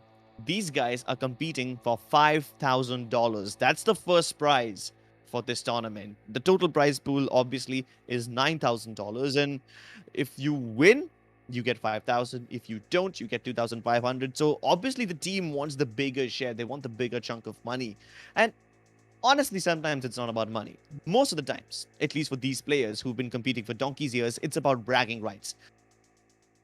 Well, absolutely. It is about bragging rights. And talking about the top four, obviously the champions and the second place are going to be decided today. But we have Samurai on third place with $1,000 and T69, where Binks and company plays. And, a really promising lineup. I still remember when, again, I think it was November, December, where it's funny how I was a part of the lineup, the initial lineup, which was called Paratroops, because I believe that was just a Sunday team. But then I quickly went on to realize the sort of potential that T69 has right now, even with the current lineup, because these guys are really talented. Samurai Esports needs no introduction. A good bunch of players have been around for a while. But I'm actually rooting for T69 as well, because, hey, these players, some of them are new to the competitive circuit, at least in Valorant, and they have the potential. The question is, when are you going to live up to it? Are you going to be able to break into the top three? Because the only teams which have been able to take down T69 consistently are the top five, or the big five. You can talk about Global, you can talk about Godel, Samurai. Who else do we have that can take down T69 quite convincingly? Trips? Maybe VLT. VLT, yeah. But I mean, hey, that's not even a question. yeah, but guess what? VLT did not even make it into the, the broadcast stage of the tournament. They were defeated by Samurai Esports right at the start, and they never made it over here. So that's one big Goliath being taken down right at the start. Samurai Esports then went on to defeat quite a lot of other teams, and unfortunately they lost to Force One Esports in the end, and that's why they had to settle for third place. Now Force One Esports have themselves a guaranteed second place. If they win, they will even get first. But hey, we already have the top four. Now we will find out who are the top two today. And every team wants that bigger chunk of the money. Every team wants to be the champion. So it's going to be Global versus Force One. Global already have a map lead. We're getting into Haven next, which just happens to be the map pick of Force One Esports. But let's be honest, Global Esports are also pretty good at Haven, so this will be an uphill battle for them. Oh, absolutely. It is going to be an uphill battle, no doubt about that. We're talking about Giant Slayer Samurai, right? They took down VLT, no doubt. But let's face it, a lot of things actually went down between, these teams changing lineups as well. And, Marcel being a part of VLT, now MW1 being signed up by VLT. Obviously, lineup changes are coming in. So maybe that played a part, maybe that didn't. Maybe it was the expertise that Excali carried over. You never know. But the fact that Samurai Esports won and took them down is something that nobody can take away from Samurai. And they made it to top three. Sure, they're not going to be the happiest, but I think that's good enough to start off with. That's good enough, but of course, good enough is never just good enough. It is not good enough. And Ketan, I have a lot of questions for you. I'm not going to let you off that easy this time around. We're going to keep you around after the draft as well. But right now, ladies and gentlemen, it's time for a really, really short break. When we come back, we'll be back with live action.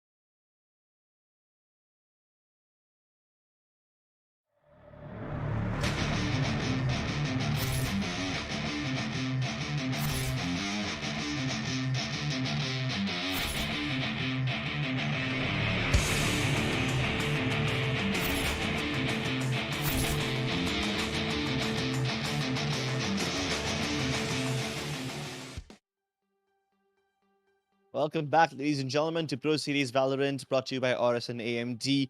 With me, I have Mamba and Ketan. How are you guys doing? We already are done with the first game. What do you think is going to happen in the second one? Let's start with you, Ketan.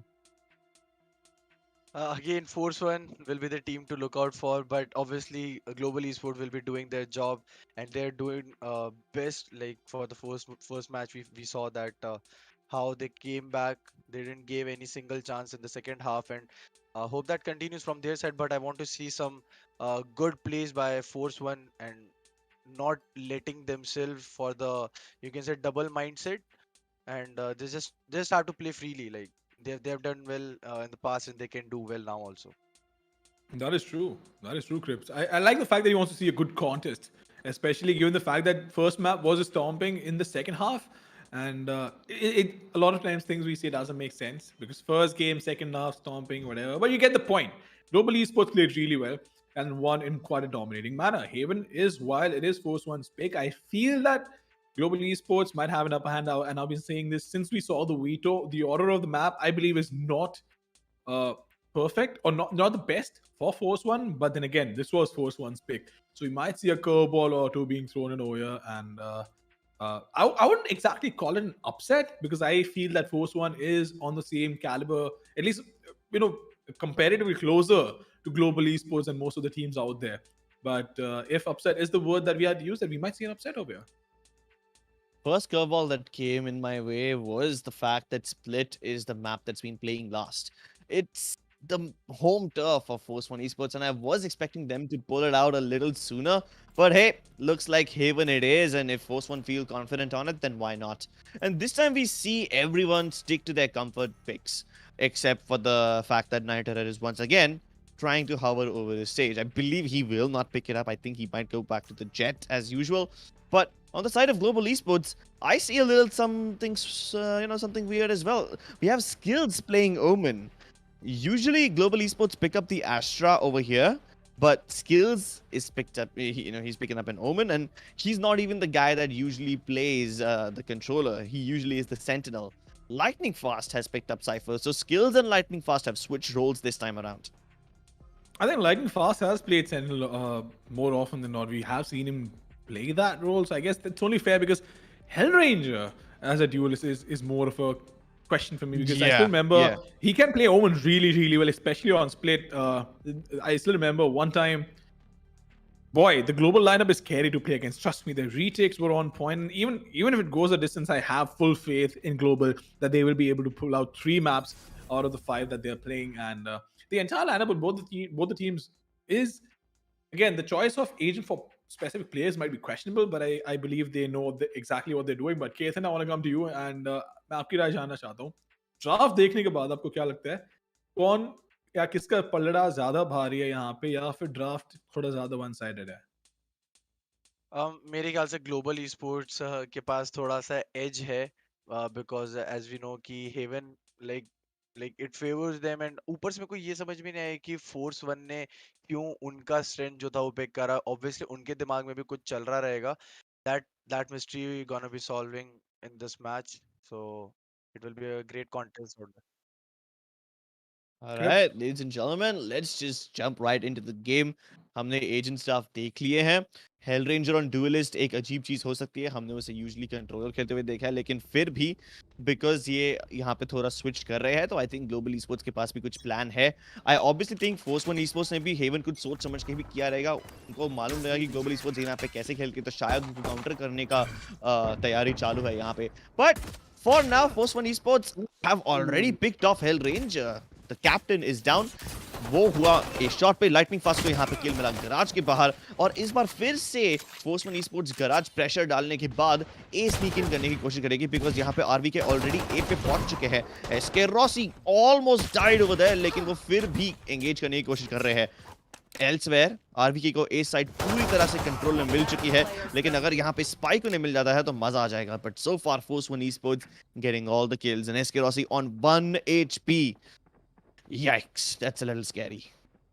It is a little scary, but this is where he really shines. All the pressure in the world on him. 1 HP to bring it back. But the question is, how does he approach this? It's not going to be easy. We have the camera going in, getting information towards the A-Link, and does rock. All right, then Rossi does realize it is an A-plant, but at the same time, he wanted to make sure that the flank is not coming. He's not even going to reload. 4 bullets, 3 players to kill. 3 headshots is what is needed, but is he going to get taken down? Will he find a kill? That is going to be the question, but he peeks around the corner. Does get taken down by RVK, and RVK is an absolute beast with pistols, especially the Sheriff. So it's fairly interesting to see the confidence, but what I'm really concerned about is that Rossi has, I feel like he's not really feeling it. He's not in his best shape. At least he wasn't in the first game. The second game as well, we saw him. I wouldn't even call it a couple of misses. I mean, he was hitting the shots. It's just that it doesn't feel like it is that crisp, clean Rossi that we usually see, who just pops head for fun. I mean, he set such high standards for himself that anything lesser than that feels like a little bit of a disappointment. He is a great player, no doubt. But it's just that he's been such a great player that now whenever he does even a little bit worse, it feels like a little bit of a disappointment. But this time, he won't be disappointing anyone. He has a Marshall, he's already delivered with it. RVK has been tagged up, so he's going to be discouraged to, discouraged from coming up mid. But Hellranger already has his number. Should be able to get a couple of shots in, but gets tagged up. Luckily, he's a Phoenix, so he can heal himself. No problem over there. Skills already has a Paranoia at the ready, so in case Eskerosi needs help, the Paranoia will come in time, and there you go. He throws it all the way from Garage, and that forces Kappa and Eskerosi to go ahead and pick up those kills, and it works like a charm. There was nothing that Force 1 Esports could do. There was no way for them to dodge it as well. And that poor guy, Scar God, he's being trapped inside that dark cover, but it actually gives him a little bit of an edge. That was a little too expensive. Was no doubt about that. That was a little too expensive, but the fact that Global Esports managed to bounce back in this in this round, is just incredible to watch. But that gravity well was so crucial to just delay the push coming in. But I don't know, the way it went down, it did not really work out for Force 1, and a Phantom in the second round is a bold buy. Did it work out? Well, yeah, again, I'm not quite sure why would you want to spend so much money in the second round itself. But nonetheless, Global Esports is going to pick up the round, and they're going to be fairly happy. In the meantime, while I was just building it up for this round, Hellranger and Rossi finding one for themselves, but Rossi is going to get taken down. Skills coming up close and personal. Is he going to be aggressive? That is going to be the question. But this thing so close. He can be the trade for Hellranger, but Hellranger is going to flash around. Is he going to get spotted? I'm not quite sure. The Paranoia being lined up, and this is going to be a massive problem. Scargo being taken down. It all comes down to the Jet. That is Nitrada in a 1v4. Does have the spike to work with. He's going to try and creep up towards the A bomb side. But does he have enough time? He's going to get spotted. Information's going to get relayed as well, but will get taken down by Kappa.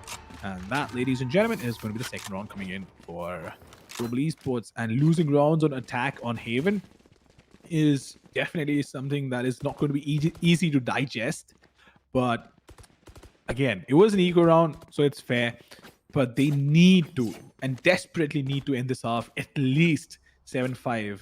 First one, anything less than 7-5 is going to be a massive problem to deal with in the second half for them. Skills is just so happy that the Paranoia costs less now. He's been spamming it every now and then. In the last round, he threw it from Garage to let his teammates speak. This time, he threw it himself so that he can go ahead and pick up those kills. SK Rossi, what a brave man. Like, he gets tagged up by the Owl drone, but he still doesn't budge. He still wants to stay over there and fight. The bravery, the cojones on this guy. But this time, Force 1 Esports are pushing towards the B side, and once again, the Paranoia will net Skills a kill. This one-way smoke could be a little weird, but since Force 1 are already ahead of it, it shouldn't be a problem for them anymore. Shivy, he spots Skills, but that's about it. Most of his teammates have already died. Now, the good thing for him is that he has the spike on his back, so he can go all the way around and plant on C. And Global Esports won't be anywhere close to this thing, so he can also take up a good post-plant position. But after that, will he be able to hold on? Will he be able to hold on? I'm not sure. But it is going to be a 1v2. It's not going to be easy, no doubt about that. He is going to have a recon dart come in just 2 seconds. He does have it. He can play the afterplants as well. I'm not quite sure what the idea is over here, but he does have 2 shock darts to work with, and this is going to be the time to use his recon dart to get some information going. And if this does get the reveal, this could actually be a massive problem. But nonetheless, Capital is breaking it down. Shivi needs to stay alive. He can't manage to lose out on this one, but does get the first one. Needs to find the second as well. He's still alive. He does have 2 shock darts to work. He's going to go around the corner, takes down Head Ranger. And that is going to be the equalizer coming for Force 1. But what a round. What an absolute round coming in from the attackers. Even though they were, the last player standing wasn't a 1v2, he made it work. He made it work and somehow managed to bring it back. So Shivi, big props to you. Yeah, and it's not like Global Esports made any mistakes. No, they were playing together. They, in fact, waited for each other at the start of the garage door so that they could peek him at the same time and don't end up giving 1v1s. But Shivi, what a master manipulator. He forces them to fight him single-handedly and then just doesn't let the trades come through. Okay, Force 1 Esports are doing a little bit of a switcheroo this time. They use the Cloudburst to go towards long instead of going short, which is usually what the Cloudburst and the Cyber Cages are used for. And this might just allow them to get up close. And there goes Knight Rider. He was already up close over there. Gets the kill. Hell Ranger won't be able to do much. He does kill the body of Rafa, but then dies himself. SK Rossi now taking matters into his own hand. That's the spike right there. If he can defend this, it will be great. His teammates are on their way to back him up, but I don't think they will be any closer. But he himself is alone enough, and he delivers again and again. Just butchering people with those knives. Oh my god, this guy is a menace. Force 1 Esports will be so disappointed. They knew his position deal with the noodle theft, but then that doesn't discourage him from peeking out. And he just decimates everyone who stands in his way. Oh. How do you respond to that? How? You just cannot. Well, you roll up all the tiers, try and freeze them, and maybe just use them as ice for your next drink, because this is going to pain, and to ease up that pain, you're going to need drinks. But Rossi is a juggernaut, and there's no stopping him. And he showed us exactly why he's such a dangerous player. Gets a quad kill for himself. Knight Rider gets taken down as well. And with the Jet nerf coming in, especially needing 7 ult orbs to get your ultimate, sure, it's going to be a rare occurrence, but he doesn't shy away. He doesn't shy away from using this, and the sheer confidence. The first kill was so clean. Even the second as well, which was so pivotal. Does get the second, then goes out, gets the third, and dashes back. This is the sheer presence of mind in the mechanics as well, because that was immediate. That was absolutely immediate. And one thing that I mentioned early on in this game is that Rossi doesn't feel as crisp. I think I'm gonna eat my own words. Yeah, he's proved everyone wrong. As soon as he heard that reload on Scargard, he pushes out. And the fact that he was able to get that massive flick onto Phoenix, it was just so good. It was really good to watch. But talking about skills, yeah, Crips, what are you saying? It's got one of those cheeky angles that you only are able to pull off once in the game, but I'm kind of concerned. F1 Esports already have the C side under their control. Yeah, sure, they don't have enough men. Global Esports don't mind giving up the side and going for the retake. But I am not fully comfortable about Knight Rider's position over here. Maybe Rafa can make things work. Flashes exchange on either side, but Lightning Fast will get the better of him. He's good for only one. And once again, it's up to Shivi. He pulled off a 1v2 before, and he decimates SK Rossi mid-air. But I don't think he's got enough resources to stop the defuse from happening this time. Nah, it just won't happen. He doesn't even have a weapon. But hey, that was a decent round by Force 1 Esports. They got 2 kills, and Shivi was able to pick up SK Rossi in that amazing fashion. He turned around 180 degrees to get the kill onto him, so that's a style frag for me. And they got the plant down, they got the plant money. That's all that Force 1 Esports came for this time. I think it's a win in my books. Well, that is a win in my books as well, and as long as you can dish out enough damage, especially when you don't have a lot of guns to work with, I think that's fair enough. But they have a bigger problem to deal with. Global Esports on defense has pulled up 4 rounds already, and I think they're in the green. Global Esports is already in the green, but Rossi with the operator is not going to peek out towards the long. He's playing fairly aggressive, but he's going to peek out late, which is a surprise, no doubt. But let's see what does he have in store for us. But in the meantime, Kappa trying to find some information. Look at that. Camera is just saying hi to each other over there. And apart from that, apart from waving hi, nothing's going to happen. Shivi, his outdrawn is not going to be of use. Somebody actually had to go in and break that tripwire, but that's not going to happen, which could be a problem. But we do have the Astra rings being placed. Kargod, in the meantime, just using the smokes to maybe just force in a rotation. Hellranger is going to peek around the corner, gets all the information in the world, but skills bang on point, breaking the recon. Otherwise, he would have had to fall down because that would have revealed him. And he's in a decent position. Gonna be honest about it. It's fine. It is something he can work with. Maybe get a kill and quickly get traded, unless he manages to use paranoia and perfect unition with his placement. But nonetheless, Rossi is playing the C-bomb side, and he is all alone as far as I know. And that is going to be a problem, because if he can't fall back, he can get traded, but he does have a dash to work with. Goes around the corner, misses the first shot, needs to find the second. Can he get it? That is going to be the question. He doesn't have a lot of time, but this is perfect. Oh my goodness, look at that! How is Rossi still alive? He needs to stay alive. Misses the third one as well. 2 more bullets to work with, but Shivi with the shock dart. Skargod finding 1, but Kappa in the meantime is going to shut down Shivi. Skills finding 2 for himself. It all comes down to the Cypher. RVK all alone in a 1v3. Can he pull it off though? That is not going to happen. Hellranger taking him down, and the clock was ticking. But what is up with Rossi? He's smiling. He's okay, but 3 shots being missed. Yeah. That just goes on to show that he's human. He is human. Yeah, but his teammates, they want to make him a god. They want to make him immortal. As soon as Rossi was in trouble over there, Skills threw in he threw in his own paranoia, and Skills has been so on point with those flashes. Like, every time he throws it through the wall to help his teammates out, and every time it helps someone or the other stay alive. Last time he helped out Hellranger with that paranoia. This time he helped out SK Rossi. Even Kappa committed his Hunter's Fury to make sure that Force 1 Esports are just busy dodging those laser beams instead of focusing on SK Rossi. So that was a very, very good approach by his team, and this time SK Rossi finally delivers. RVK though, he's cleared up garage and he's trying to move deep into the site, and this guy is such a good player, hitting those shots every time. But no, the jig is up. He did make a good fake towards garage, but now the spike getting dropped on A is gonna be a little problematic. Now they know what's up, and RVK, all his efforts of selling a fake have gone to waste. Most of Global Esports are already over here. The best that RVK can do right now is join his team and hopefully play together to get some picks. But no, SK Rossi, it's just somehow, whenever it comes down to RVK, he misses, but he won't miss the second time. Hellranger and Kappa delivered 2. And this time Global Esports is popping off right from the start. That he is, but it's just incredible to see the way RVK walked in and he just got 2 picks just like that. But yeah, obviously, Rossi cleaning things up, getting the last pick. But hey, man, you got to give credit to RBK. And his Sheriff is something that is talked about actually very often. And a lot of players actually agree that RBK, with pistols especially, is an absolute beast. And he goes on to show that. But here's the problem. It's been 7 rounds. RBK has 5 kills. And in these 7 rounds, all these 5 kills have come in only 2 rounds. 2 of them in the last and 3 in the first. Yeah, so Canada does paint the picture that Team Force 1 need to step up a little bit. If not step up, they need to at least make sure that SK Rossi can't keep getting away with these murders. Every time he keeps on switching up his position. Sometimes he pushes a shot, sometimes he pushes mid. And it's a problem no matter where he is. Oh, Hellranger, he still wins that duel. Kappa comes into trade as well, and they both double peak. The lineup of Force 1 getting so many kills at the same time.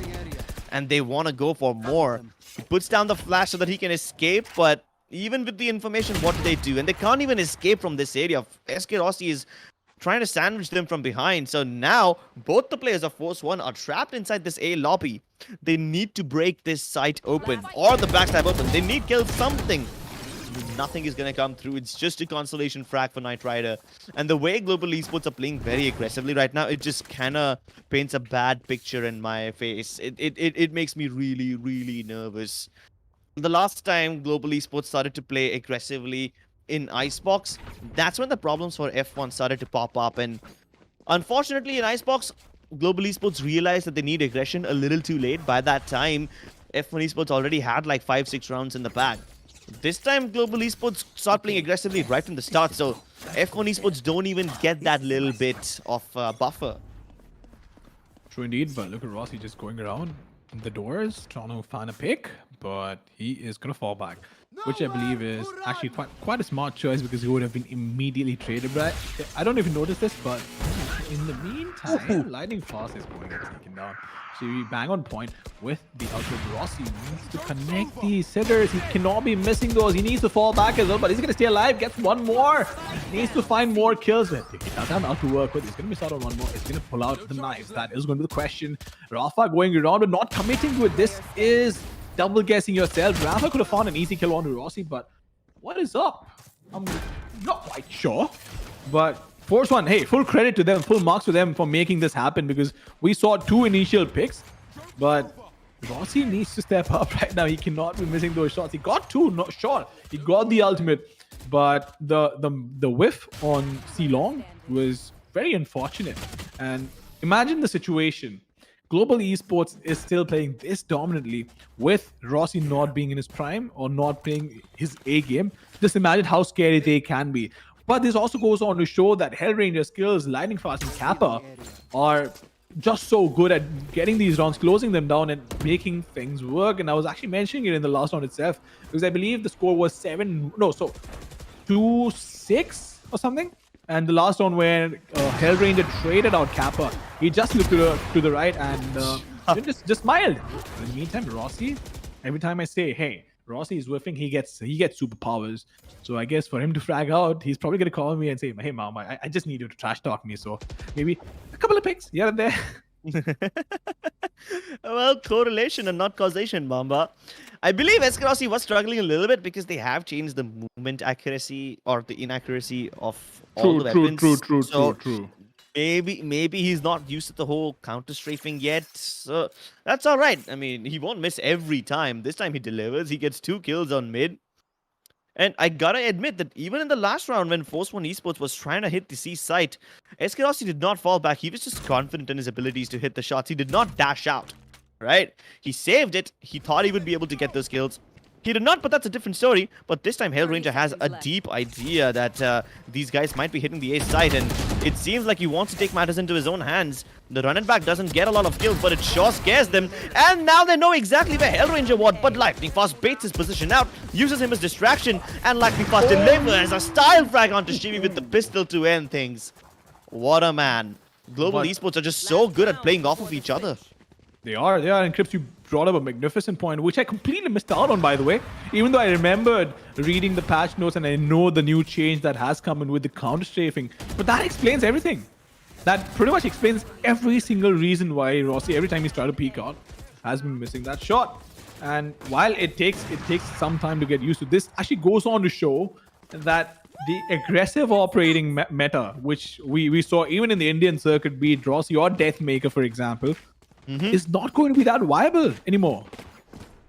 I mean, I think they just need a little bit of practice. It's been, what, like 2 days since the patch dropped?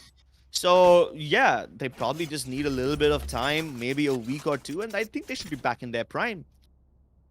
Remember back in the old days when the other game, the other FPS title that these guys originate from, when they changed their operator, people like Kenny S thought they were nerfed, personally. Simple took it personally too, but then, hey, they got back into the prime. I mean, there's always workarounds, so I don't think that Rossi will be struggling too much once you give him a little bit of time. Plus, you gotta consider the fact that he's been on a break. He was feeling a little bit of burnout. He was sick as well, so he took a little bit of break, and that's why Alex T was playing most of the tournament in his place. And now that he's back, it'll take him a little bit of time to get into the group. Maybe it's the new patch, maybe it's the fact that he's not been feeling well.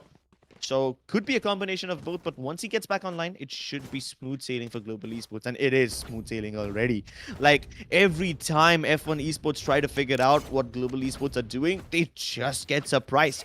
You see, in the last map of Icebox, Global Esports was giving Force One all the map control. They were giving Force One a little bit of room to work with, so that's why they could fake Global Esports out. This time, that's not happening.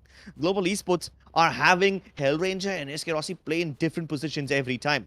Sometimes he peeks garage with the op, sometimes he plays B, sometimes he peeks a shot. So they can never figure out where SK Rossi is coming from.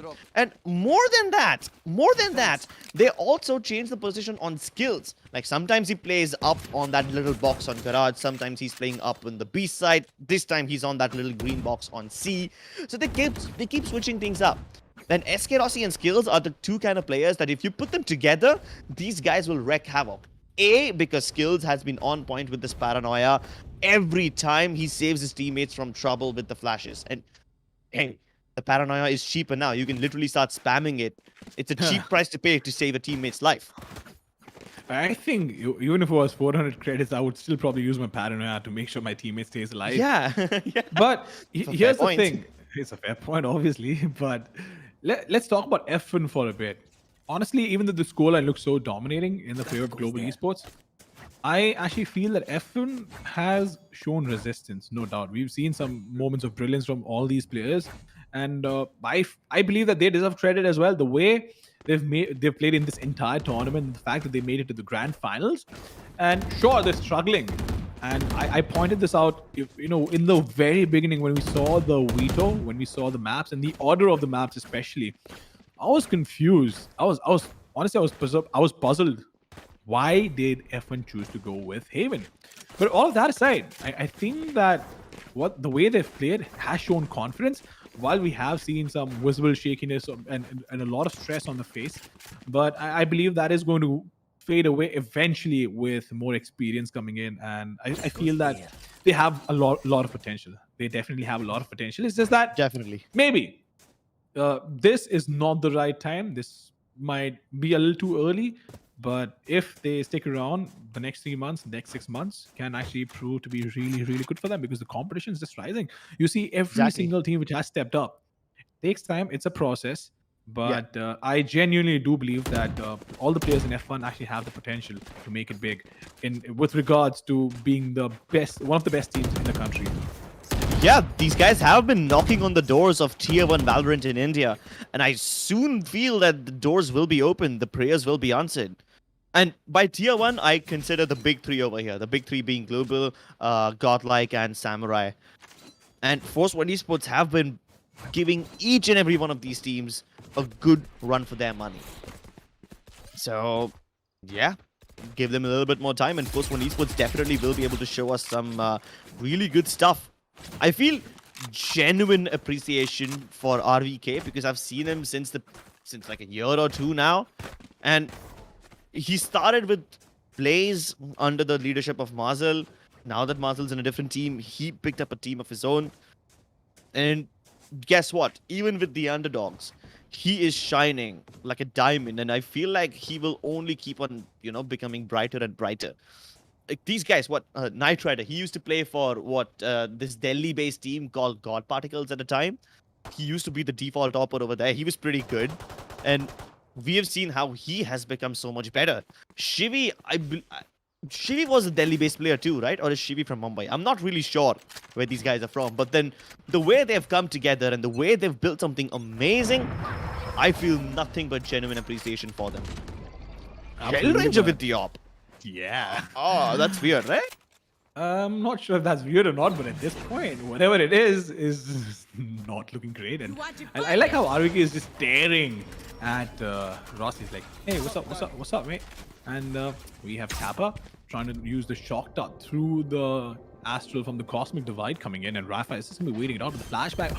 Look at the flash going in, and this could be a massive problem. The moment the spike is planted, Hellranger finding one, needs to get the second as well, but Scargod finding a quick trade, but is that going to be quick enough? I'm not sure. That was so smart coming in from Hellranger. He made sure that the defuse can actually come in. The defuse. All right, never mind then. Kappa needs to fall back. He's going to fall back, but we do have the Dark Colors going out and the Sova reveal. Lightning Fast in the meantime is going to get taken down, but do they have enough time? The defuse has already started coming in, but they're going to leave that. RVK in the meantime finding one on the skills. It is now going to come down to Kappa all alone in a 1v3, but he is going to fall, and the scoreline is going to read 8-4 in the favor of Global Esports, but 8 rounds on defense on Haven. Good lord, that's more than enough. But the one thing I realized is Hellranger's brilliance with that flash peek. first one, sure, he used it, slowed them down a bit. But the second, he did not peek when the plan was coming in. He did not bother denying the plan because he realized the moment the spike gets planted, the players are going to try and fall back. And he got 2 free picks. Yeah, he understands the momentum that way. He understands the psychology of the players on the other side, when they'll be looking to push, when they'll be aware, when they will be just in a state of retreating. So he uses that to his advantage. He gets 2 kills.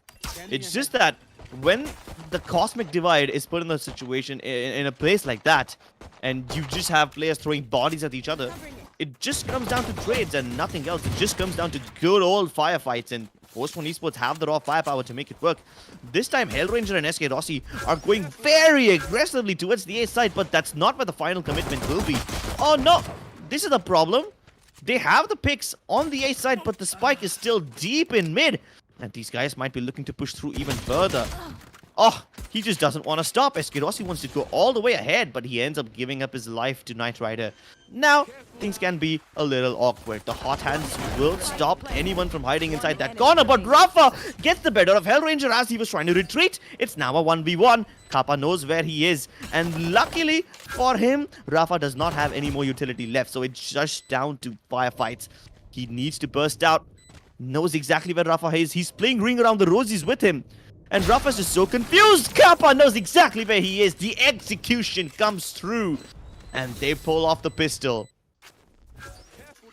The sheer lack of response or emotion on Kappa's face shows that he's a cold-hearted, cold-blooded murderer when it comes to giving these clutches. And he is going to win you these rounds.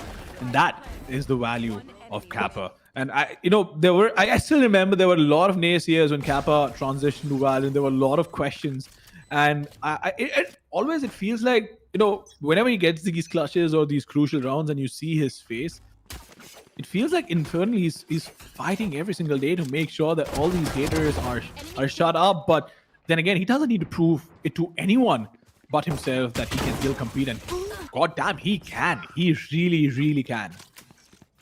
Look at how much map control SK Rossi has. Like, he's an attacker going all the way from A to B, and he's just on a world tour right now. Knight Rider had no idea where he came from. Even I have no idea where he came from. Like, these guys are just running rampant. They're all the way in defender spawn. Global Esports, this was not even a strategy. It's like, just press W, go wherever you want to go, kill. Sometimes I believe Hellranger before a match walks up to Rossi with a jar full of sugar, puts in his hand, gets a fist, and hands it over to just stuff it in his mouth and give Rossi a sugar rush. Because the way he cleared the B bomb side, it's only I believe a 5-year-old child on sugar rush is the only explanation over there. Because that did not make sense. That made absolutely no sense. Like, he did not even enter B regularly. He came in from the A side, all the way around the other side of the map. It was funny, no doubt about that. But this is going to be a good fake. This is the reason why you need to learn all the lineups. And now, this is going to be classic. Rossi is going to find one. RVK is going to get taken down. Rossi finding his two back. Is going to try and go in. He's going to find one more. That is going to be the question. We do have Hellranger who's going to get taken down. Rafa finding two for himself. But one was the running back from Phoenix. Shivy, in the meantime, is going to take down lightning fast, and this is going to be 3-4-2. A man deficit. Global Esports need to make this work, but the question is, how do they approach this? Shivy is still waiting it out. Is he going to peek around the corner? Is he going to take the fight to them instead of allowing them to take the fight to him? And Skills is going to be waiting out. They might just get caught off guard, but I think this is a mistake coming in from Shivy. Knight Rider with a quick trade and now reducing it to a 2v3.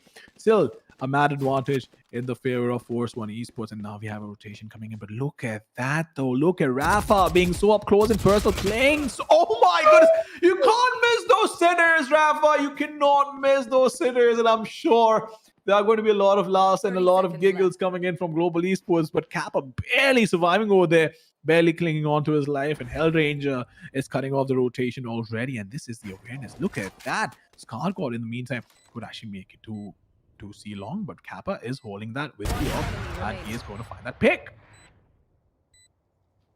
1v2. Knight Rider needs to have the performance of his life, or nah, Hellranger will just say goodnight. Hellranger, what a man. The guy tried to go for a double fake and it ended up working out. Like the original plan, I believe, was to fake C, head towards A. But then he realized that the rotation from Force 1 is already over here. So they might as well just go back towards the C side where they already have a little bit of presence. Yeah, sure, the whole Kappa versus Rafa episode could have been a little funny and the whole round would have been very, very different if the spike was dropped over there. But the presence of mind on Hellranger is just something you always gotta appreciate. You always gotta make sure that this man doesn't get what he wants. No way. If he does, it's gonna be a problem for you. This time he gets a pick as well, so that's just a cherry on top of the cake. And SK Rossi's delivering as well. Oh my goodness, this looks like a massacre. Rafa won't miss this time. I have no words. I am done. What even was that? That's aim practice. That's Kovacs or aim labs right there. So there are tracking scenarios, and I guess Rafa was just helping out with that. But hey, jokes apart, it was an unfortunate situation to be in, but he got 2 kills.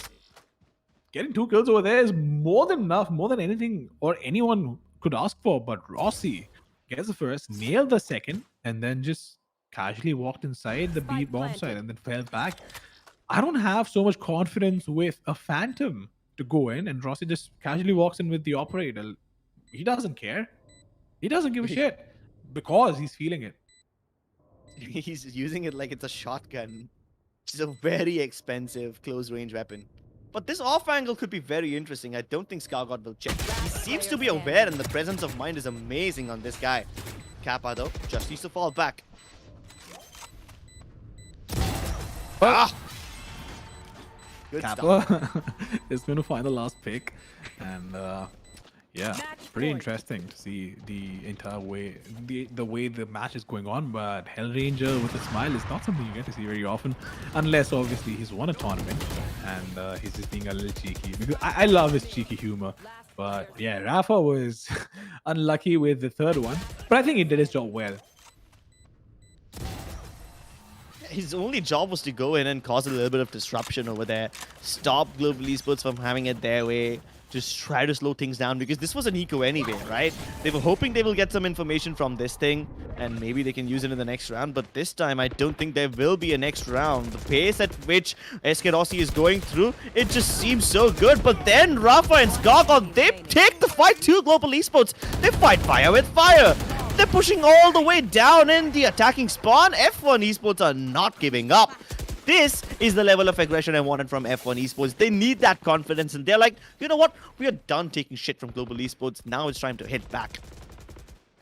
Well, Rafa with a smile as well. What's happening? It's a first. It's a first for everyone today. And hey, man, look. Even though the scoreline is reading 12-5, it's making for an entertaining match, and it smiles all around. And that is what I want to see. Sure, there will be good times. There will be bad times. There will be times when you win. There will be times when you lose.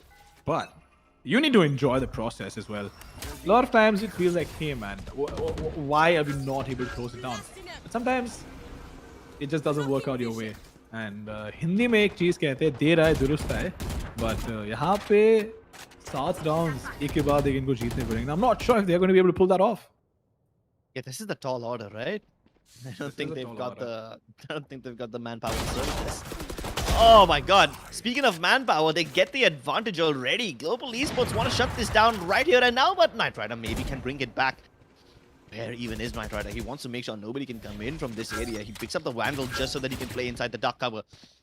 But yeah, Global Esports are going for a little switcheroo. It's going to be up to RVK to secure this area, and he seems to be aware about what Lightning Fast will do, but Lightning Fast staying true to his name. He's going to be a little too fast for RVK. Oh, no! How did Knight Rider survive that?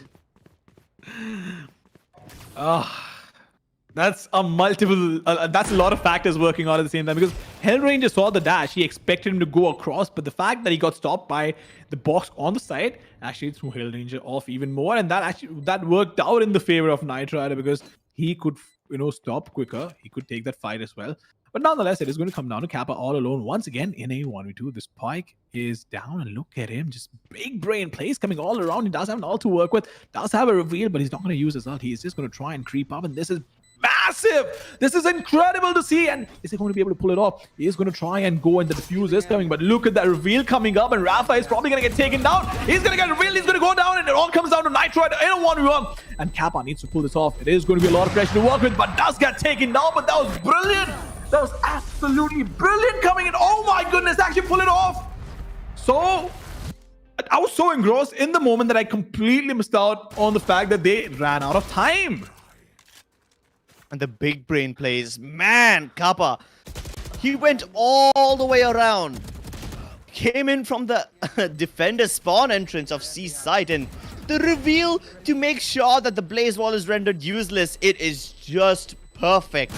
Like, Rafa just entered from that area, and he would have never expected you know, Kappa to be on that side because he's already cleared this area, right? They were all expecting him to be somewhere on long. They didn't spot him over there as well. So then the natural assumption is that he will be in garage. That's where both the players were looking at. And they both came in from attacking the defender spawn, the long area, and there's just one place left. And Kappa was not over there. He went all the way around. It's just so good. And he knew he has the luxury of doing so, because he had a little bit of information from his teammates. Knight Rider was still on A, so there's going to be a little bit of time before he gets attacked by Knight Rider. And he knew that they will come together. They won't go, you know, one by one. Force1 Esports won't make that mistake. So he had the luxury of going around. What a man. What a play. What a play. And Kappa, I don't think he's missed a single flush this entire matchup. And that's just great to see. But kids, this is the reason why communication is very important in the game and outside. And well, we are going to break the game down. But right now it's time for a really short break. Do not go anywhere because we will be right back.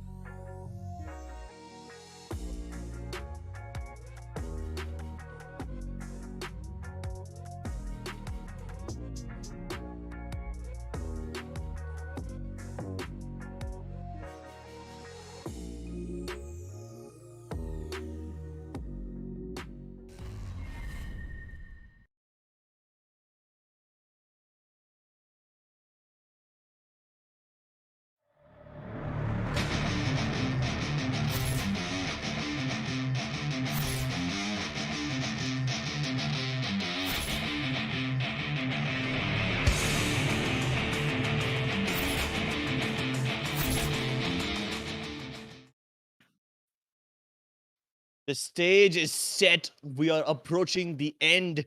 What could potentially be the end of the grand finals here at the Pro Series Valorant, brought to you by AORUS and AMD. Global Esports have taken 2 maps.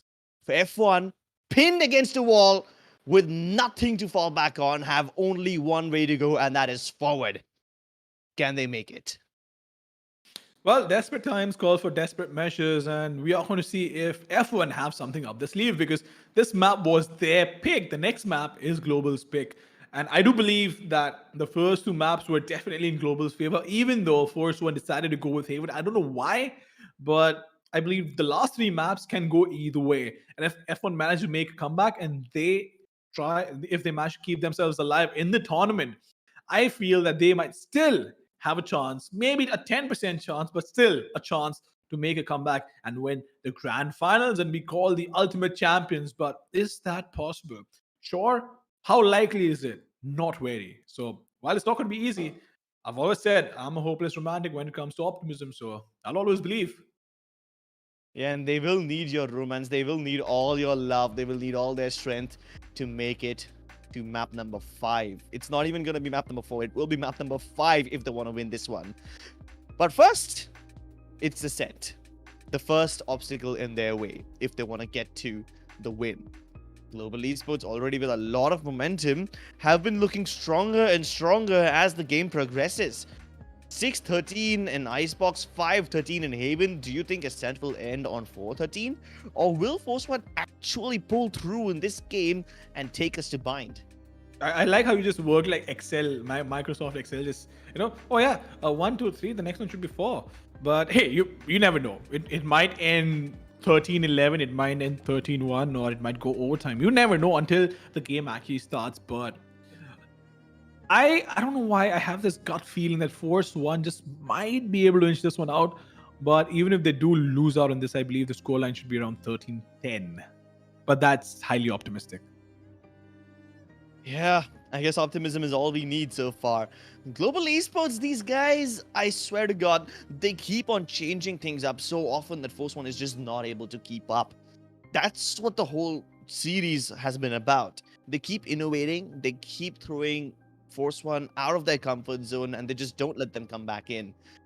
Last time in Haven, they started playing aggressively right from the second round itself. They had Eskerosi pushing mid every time.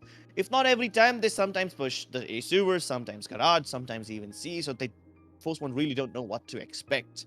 But you know what you can expect? You guys can expect to win some cool Valorant points worth $2,750. That's a lot of money now, and that's a lot of Valorant points. You can buy battle passes, skins, and maybe even the new character. You're set. You're set for the next 5 acts if you manage to win something of this sorts. And talking about the new character, the KO, you can definitely go out there and buy it, but you need to visit proseries.upgrade with aorus.com/trivia.html. The link is right down there. Make sure you guys go out there. This trivia closes in 9 minutes.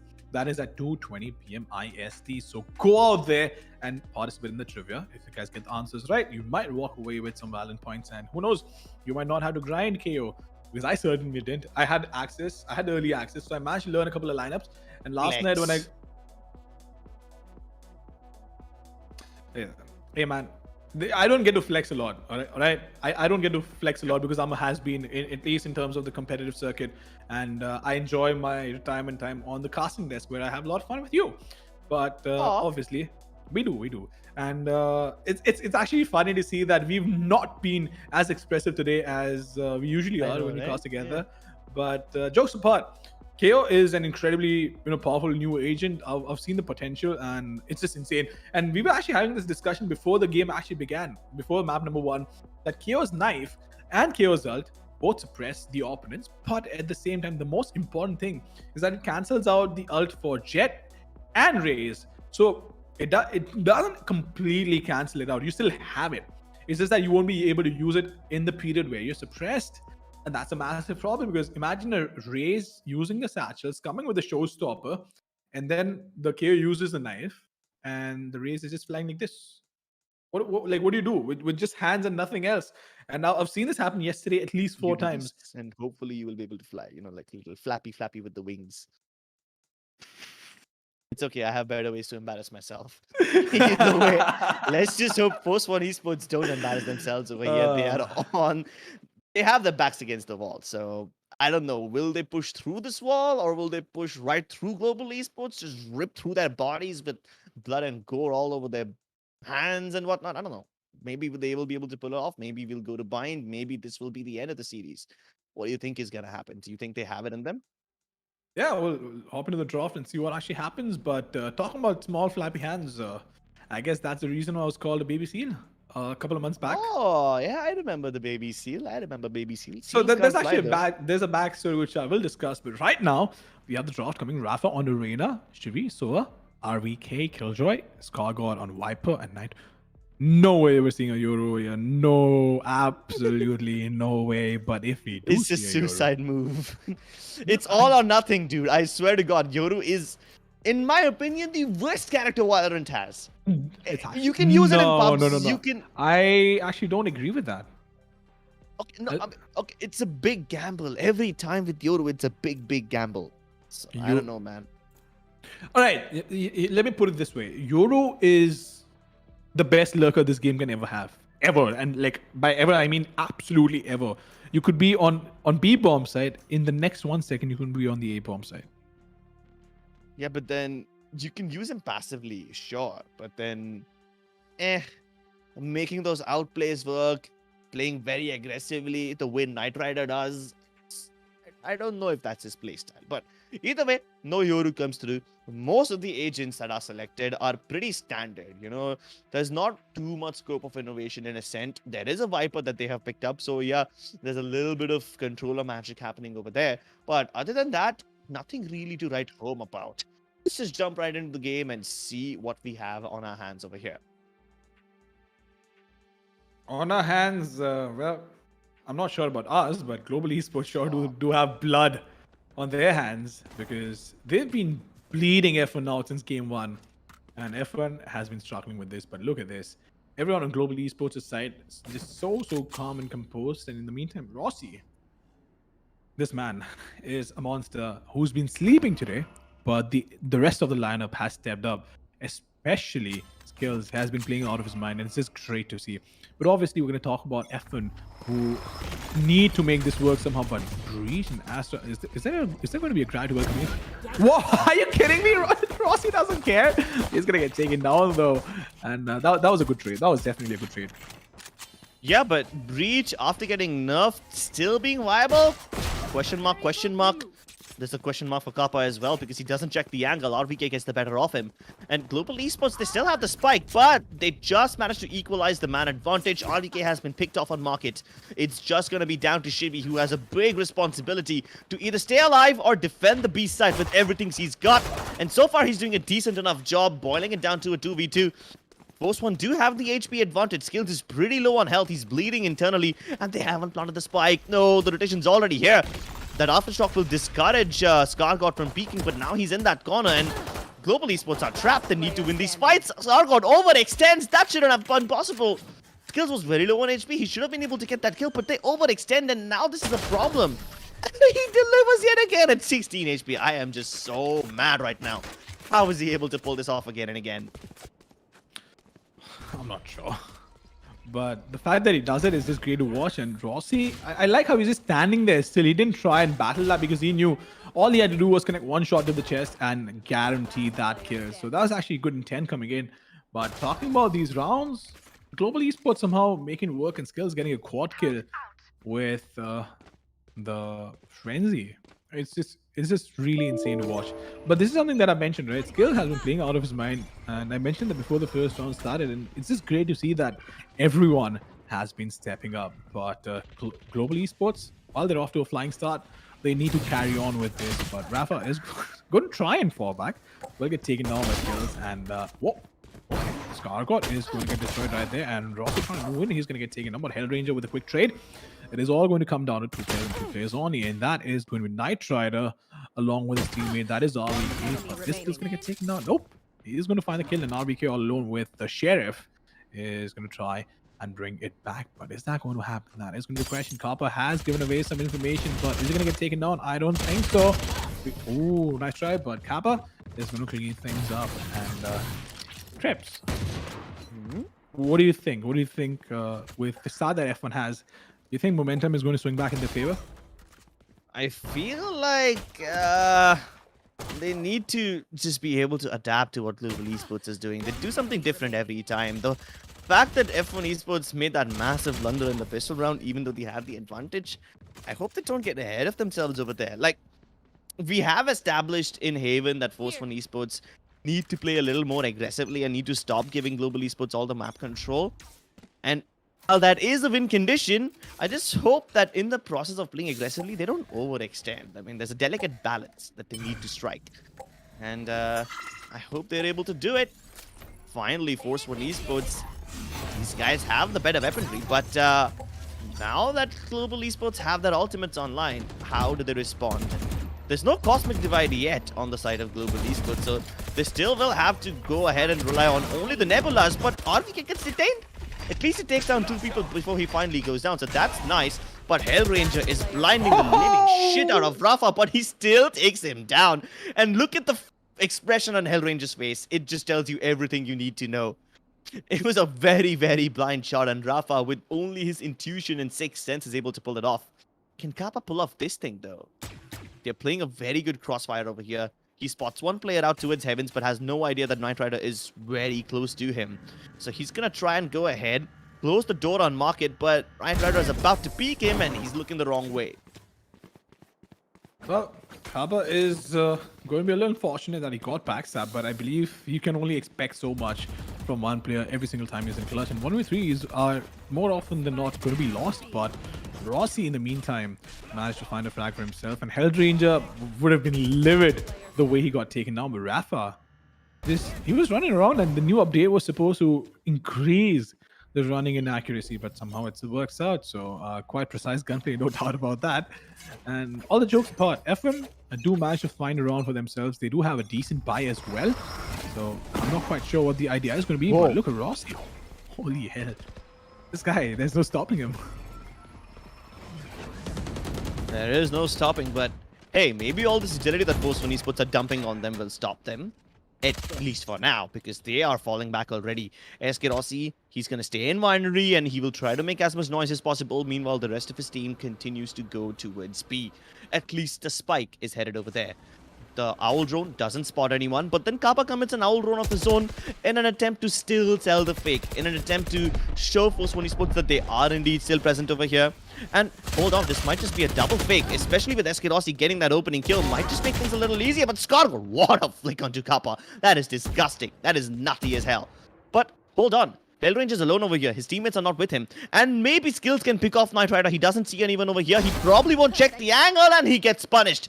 Now, Global Esports have a lot more options. They have B open to themselves. They have a little bit of control on A.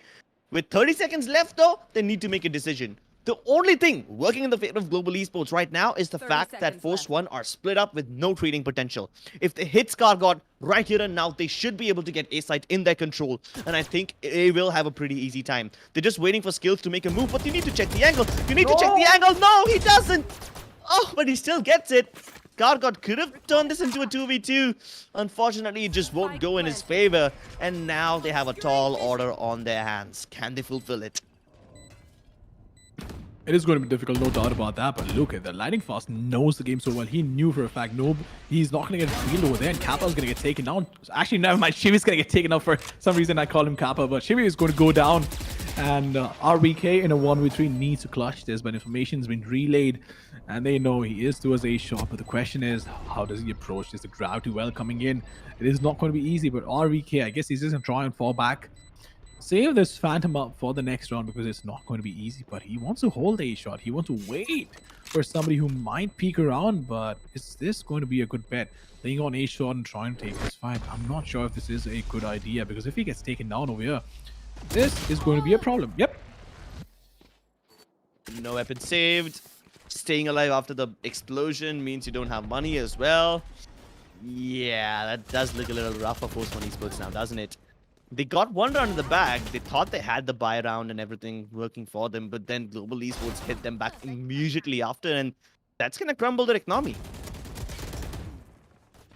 It is going to crumble the economy, no doubts about that. But here's the problem: when you don't have so many rounds to work with, and your economy is also in shambles, I guess it kind of helps if you can save that weapon up. Sure, you don't get a lot of cash, no doubt, but you don't need it either. But I guess as long as you have a plan to change things up, I guess it's good enough. But it's a shaky buy. It is Yeah. a shaky buy coming in from the defenders, and the global esports are looking pretty strong in the first half itself. It's like a mixed bag of beans, and there's more sour than sweet. They've got 2 guns. Shivi also has the money to purchase a good weapon, but then Rafa and Knight Rider won't have anything. Like, Knight Rider will have to settle for maybe like a Spectre, or hey, even a Judge would do well in this situation. Why not? But then they decide against it. They all decide to save up and just go for upgraded pistols. I mean, they have the potential to hit some crispy sheriff shots, so why not? Why not, indeed? But honestly, I'm still not over the fact that the last round or the second map, Kappa, the kind of clutch that he pulled off. I've been replaying that clutch again and again and again, and I just can't seem to have enough, honestly, because that was Can't get over it now. that was a Chad move. That was a Chad move, no doubt. That's true. It's the kind of clutch that you don't really get over easily. And being the hopeless romantic you are, yeah. I see a simp in you, Kappa. Well, not quite sure about that, but RVK is going to get taken down. Skills finding the opening, which was so crucial. But Rafa, in the meantime, is going to find a refrag. Rossi's going to get taken down. That was quite unfortunate, but Skills, once again, replying back, getting that man advantage back up. But the problem is, are they going to be able to capitalize on this? Because Knight Rider knows where Kappa is, and Kappa is going to get taken down. That was a confident shot. Could not get their second. The trades have been on point from Global Esports, and this is one of the other reasons why they are so consistent, because of their basics. They have trading potential at almost all times. The distance and the spacing between the players is good enough as well. And we saw a pristine example of how impactful or how powerful trade fragging can actually be. Yeah, but that's just the basics, the core of global esports tactics. They obviously have a lot more advanced stuff than that. Poor Rafa. First the nanoswarm, then the aftershock, and then finally lightning fast with this phantom. That was a crispy shot. Good to see, but it won't give him much to work with. It won't. But here's the thing: with the new update, you have 3 charges with the aftershock, and the fuse time has been reduced to a second instead of a second and a half, if I'm not mistaken. But it also does less damage. So while it can be used in a different way, but it's just a little more scary to play against the aftershock, because before, unless you were pinned in that corner, the aftershock was not that impactful. Yeah, people had to combine it with the fault line. You know, you stun them first and then you hit them with the aftershock. Had to be a 1-2 punch, but now you can use it pretty much as a standalone utility. True, you can use it as a standalone utility to try and damage players before you peek in angle, or maybe just throw them off. Knight Rider is going to be fairly aggressive. I'm not sure if that was required, but he's going to fall back, and Rafa has moved up. So this maybe could be the plan, but he is going to find the opening. He needs to fall back, and that is exactly what he's going to do. Uses the flash, but he is not going to shy away from taking the spider, which is good to see. But nonetheless, he needs to fall back. He needs to stay alive. This could be a problem if it does not get that initial pick. I don't know if Global Esports are going to peek that, but what? In the God's name was that? Skills is going to get taken down. That is so unfortunate. Rafa needs to fall back, but Lightning Fast is going to get taken while he tried to lurk around, and look at this. The ultimate. Oh. That was unfortunate. The intuition on this man is spot on. He knows that Global Esports have multiple ultimates online, and if they commit the lockdown, they want to follow up on the back of it, no matter what it takes, no matter what the cost. He'll still continue shooting through the smokes, and then Rafa doesn't even need to break a sweat. I'm sorry, yeah, Rafa just so good. Rafa was really good, but I'm not sure if the running accuracy has been nerfed yet. Yeah, right? He makes it look so easy, like he's just running and gunning. Of course, he probably is counter-strafing all the time, but hey, it looks unfair when he does it. Well, when I do it, it doesn't work. So Exactly. it obviously feels bad to be on the receiving end, but imagine if this is the nerfed one, how crazy it was pre-nerf. If this match was just like one day ago, this many things would have been different, honestly. True. No doubt. But SK Rossi is going to be the one leading the charge with the Blade Storm. And he's going to try and find a couple of picks. Look at that. You see? It's not Tasty one big... aftershock. Yeah, tasty aftershock. Which is quite nice. So it is going to force the player out, no doubt about that. But, well, Rossi in the meantime is just going to wait it out. REK in the meantime is going to hold the angle as well. But I like confidence with these peaks. And he's going to go in with the ultimate. Try and... Whoa! Look at the confidence. He's going to use a knife. But that is going to fire back. Yeah. He broke the glass with the knife, but it did fire back. But I don't think that would have made a difference, though, because I think only one knife hit the player on A short. That's a little amusing. I'll tell you why later. But for now, Force One Esports are pushing deep into the territory of their enemies. They know Shivi is near generator. They are going to throw in the stun. The Nanoswarm grenade might just stop him for a little bit, and it kills him finally. Alright, now I'll tell you why it's amusing. Skills and who else is playing Astra over here? Yeah, so Skills is one of the players. The other one over here is maybe either SK Rossi sometimes, or sometimes it's Kappa himself. Both these guys, they sometimes try to walk up mid, and in the previous round, it was Knight Rider who stopped the mid assault. This time, Skills wins the lurk battle. So Knight Rider has been on the anti-lurk duty. Last time he was able to kill Lightning Fast on mid as he was trying to walk into the defender spawn and take a position on heaven. This time, Skills wins that duel. So, yeah, the war of information that both these teams have been fighting against each other, they are on an equal footing right now. And the Battle of Lurks also has been more or less at a tie. It's just that the overall battle is being captured by Global Esports. And oh my goodness, Knight Rider tried to push over there, but Skills just denies him. Skills just denies him, no doubt about that. But Rafa, in the meantime, is going to be waiting it out. He doesn't want to overcommit. Skills finds the opening towards B-bomb side. Shiri falling down. But Rafa, on your right. Oh my goodness! Lightning Fast is not going to kill him. He's actually not going to kill him. The information's been relayed. He's not going... Oh my goodness, this could backfire. This could backfire. Yep, it actually did. But the problem is Lightning Fast wanted to hold on to that angle because he was so impactful, potentially impactful. But we have Scargod pushing in. And Kappa is not going to finish this one, but he does find the pick, reduces it to a 3v1 somehow, and now it's all down to RVK. Does have a lockdown to work with, but can he bring it back? We have Lightning Fast holding the angle towards the defender base, but RVK is going to peek around the corner. He's been spotted and does even have a time to work with, but look at that from Kappa. He doesn't miss those. He makes sure that, I guess 99 out of the 100 times he's going to use the Aldron. He is going to mark the enemy. And it is a little difficult to mark people with the Aldron, I must say, because the UI of it is not the most intuitive. So yeah, several times you might just be able to spot someone with the Aldron, but you can never mark them. And once you do get that mark, they ping 3 times, which lets everyone else just pre-fire onto them. Well, that is true. But I believe that with the Aldrin, you have some leeway as well. You don't have to be bang on spot at all times. There is a dead zone, if I'm not mistaken. But nonetheless, look at those shock darts come in, and RVK in the meantime has been revealed. I'm not quite sure if he's just squatting over there, but Rossi is going to be the one leading the charge. He's going to try and swing this angle, because if he just walks around the corner, he might get taken out, gets the first, and he's fine the second. He's just going to dash in forward.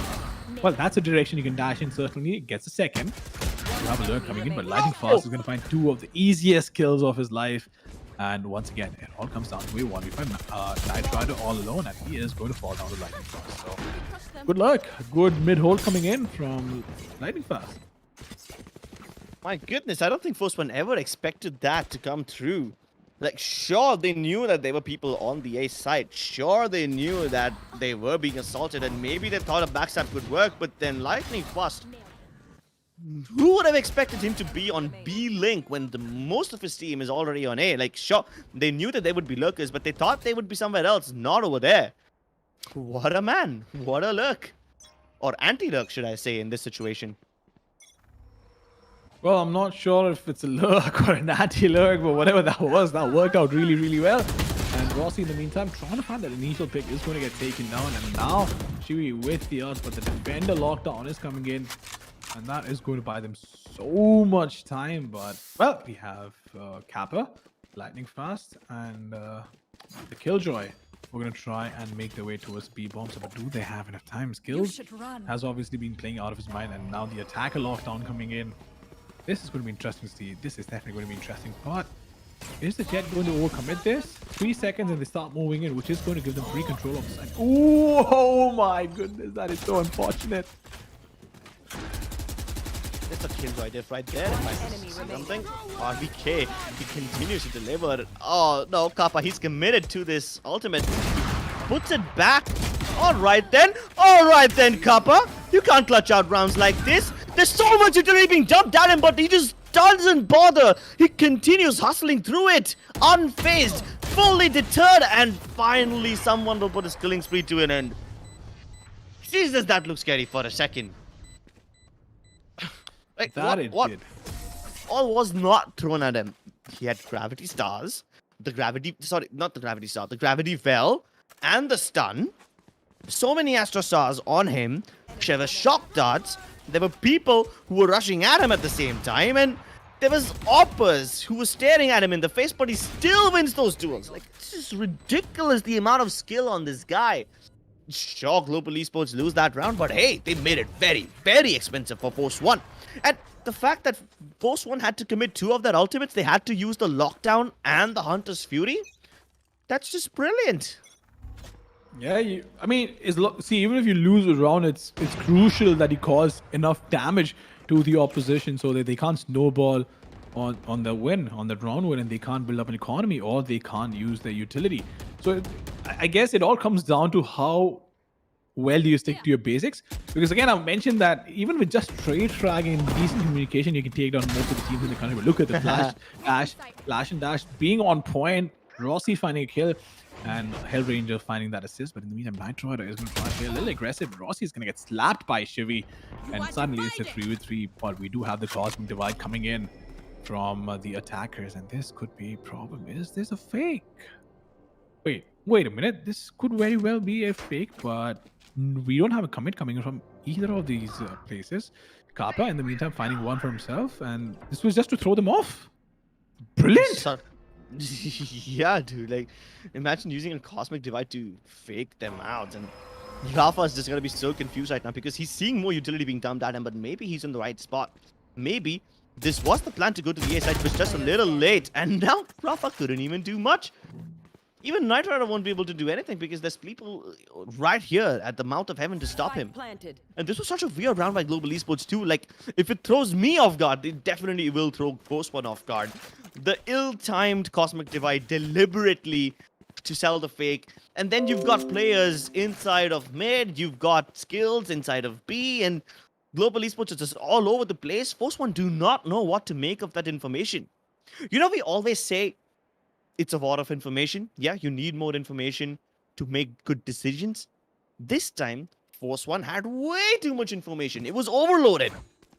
And usually, it's the lack of information that... He's just toying around with his food. But finally, Knight Rider will shut him up. Yeah, as I was saying, usually, it's the lack of information that results in the loss of a round. This time, it's too much information that results in the loss of a round. Because Force 1 Esports are spotting players everywhere, but which one is real, which one is fake, you just can never know. It's smoke and mirrors all over the place. Very true. And you actually stole the words right out of my mouth. There was information overload, no doubt about that. The scoreline is 8-3 in the favor of Global Esports, and they are as dominant as they can be. Skills, again, playing out of his mind. At this point... He's creating a meta for himself. Killjoy duelist, battle Killjoy. I don't know, but it's working out. Rossi, in the meantime, is going to pull out the knives and will try and capitalize on all the information that Kappa gets him. But is this going to be enough? That is going to be the question. And look at... Whoa, okay then. That's a crisp shot, but RVK, in the meantime, is going to find a trade for himself. And that reveal is not going to do justice to Force 1. But this Cosmic Divide could be a problem. Because no information can get relayed, you can't hear footsteps, but Skelly kind of started moving. What in the God's name was that? Dude. He doesn't care about Cosmic Divide. He doesn't care if his teammates are not there. Like, if Skills died right there, that would have been a useless pick. He had no trading potential, but he still walks in, catches people off guard. Just, he does it every time. This guy, he is a god of luck. He is a god of luck indeed, but that was actually quite surprising to see that A-Long was just left open. Scargod got taken down that easily. And you don't want to give away kills that easy because, hey, that just works against you. But nonetheless, it is going to be a 3-4 retake with a man deficit. And Lightning Fast placing a ring. Is that going to be smoke, a gradual, or a stun? I believe that is going to be a gradual. Or what? Doesn't matter, but Skills is going to find a frag. And it all comes down to RVK and the Sua all alone. But the Rolling Thunder coming in, and Shivi is going to get taken out without being able to do anything over there. And the scoreline is going to read 9-3 in the favor of Global Esports. See, Mamba, every time the score gets better and better and better. There's 13-6 in Icebox, 13-5 in Haven. This time a 9-3 half might just indicate that we are heading towards a 13-4 win. Fingers crossed, I hope that doesn't happen. I hope Force One Esports are able to hit back and potentially push us into the next map, maybe take us to bind. But hey, given the way Global Esports have been playing so far, given the way Skills has been stepping up for his team, it is ridiculous. 17 kills, 6 deaths. You put up one more and you will have a carry of 3. True. But then again, you know, it's quite ironic how most of the FPS games depend on carry ratio so much, but Valorant does not follow that. It does rule. not, yeah. It absolutely does not. Your roles do not justify the amount of kills you get. And a lot of times it might seem like a Jet or maybe a duelist is not getting enough kills, but people forget the role of an entry fragger, more importantly than just getting kills, is to create space. And that is something that a Jet can do so well and does work out in their favor. Wow. He is... Revealing area. He's vulnerable. He still goes out there to break the turret. Imagine he did not get that. That would have done a lot of damage. Yeah, but Global Esports are not really falling back from this area. Like, they are not even trying to hide the fact that they want to fight, mate. They're just actively looking to brawl. And there come the flashes. There's the aggression. They're just pushing right in there. And this is going to force One Esports to go towards the A side. And there they go, where Skills is already waiting for him. Lightning Fast is prepared as well. And they just don't have anything to work with. Knight Rider, no spike on his back. It's deep in enemy territory. It's up on Heaven. I don't even know how the spike got there in the first place, by the way. So, yeah, Force One Esports just stuck in between a rock and a hard place, and it's just so awkward to see them like this. It is honestly quite awkward to see them like that. There's no doubt 30 about that. seconds But left. Nitro, in the meantime, he's going to get spotted. Will get taken out. Yes, I for a moment thought maybe Hell Ranger is going to get flicked. But a flick like that would probably give Nitro an RSI. And that is a problem. I mean, We've Not sure seen that who. with I believe it was Simmer that is Sai, who had a case of RSI in 2018. Yeah. He actually had to take a brief break to try and come back, and I still remember he struggled with it for almost a year, and they even went to Serbia in the meantime while they had a couple of Polish players to work with, and they boot camped in EU at least to try and play against EU teams, and they did pretty well.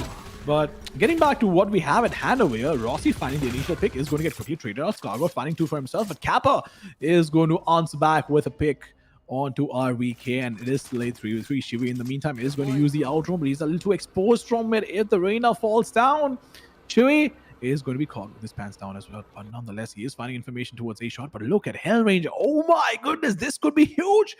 This could be massive because they have no idea there's a push coming in from A long, and Chibi is going to get taken down. This Spike. is a Spike problem. down. And I look at his puzzle. Enemy just remaining. look at his face. He's like, wait, what? Global Esports, I'm telling you, man, they turn up the violence, they turn up the aggression, and everything just becomes so much more difficult. The fact that Global Esports fought B last round is indicative of the fact that they're not backing away from a fight. And this time, they pushed A instead. So once it's B, once it's A, and every time there's gonna be a flash and dash from SK Rossi.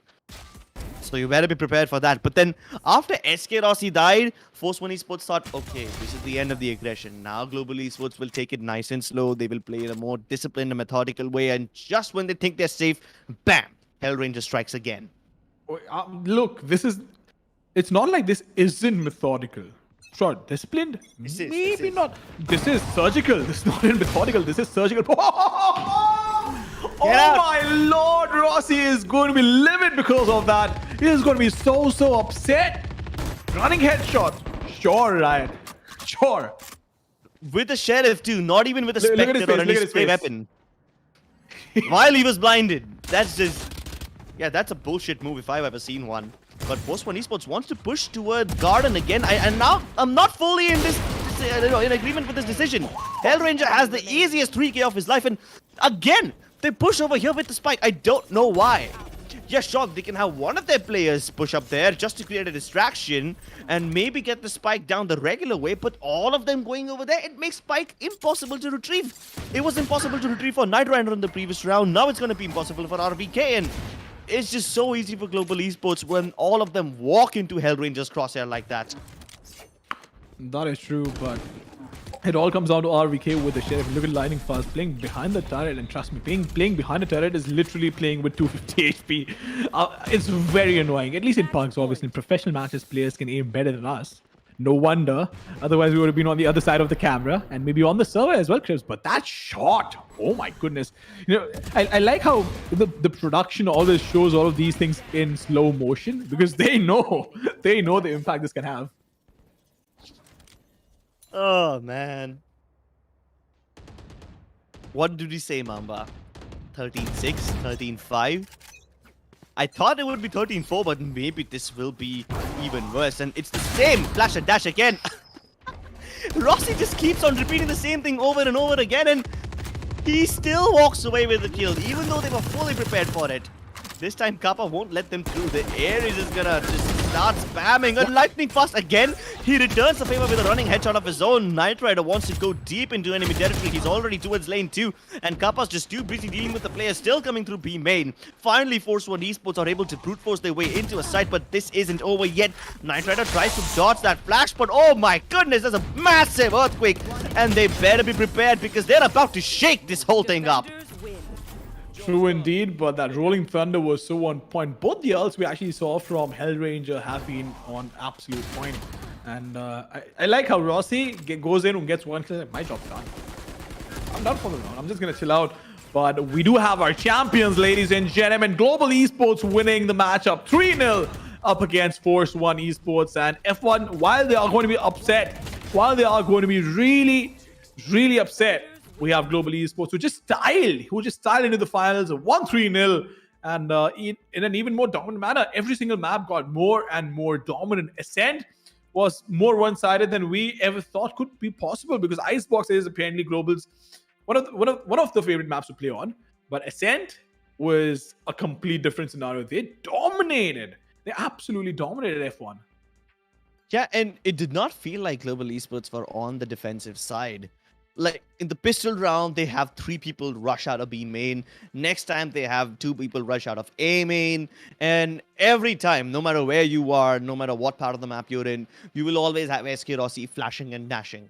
And he still gets a kill every time. It was just one time where Rafa managed to just humiliate him, but that's pretty much it. After that, SK Rossi just took it personally, and he delivered. I'm not sure if he took it personally or not, but the fact that he just kept on repeating the same towards the end just goes on to show the no respect attitude that Global Esports have. And 13-6, 13-5, 13-3. And looks like you were right, Crips. It was almost 13-4, but Global Esports being as dominant as they could have possibly been, not even letting them in double digits territory on a single map. Bind and split were not even a question. Yeah, they were definitely not a question. It's just... I have no words. How dominant they were. It's like they turn out the aggression and they just don't stop. And we saw this pattern emerge from Haven, you know? When Global Esports started playing aggressively in the second half of Haven, that's when they realized that they can't let Force One Esports walk away with even an inch of land. They will steal everything.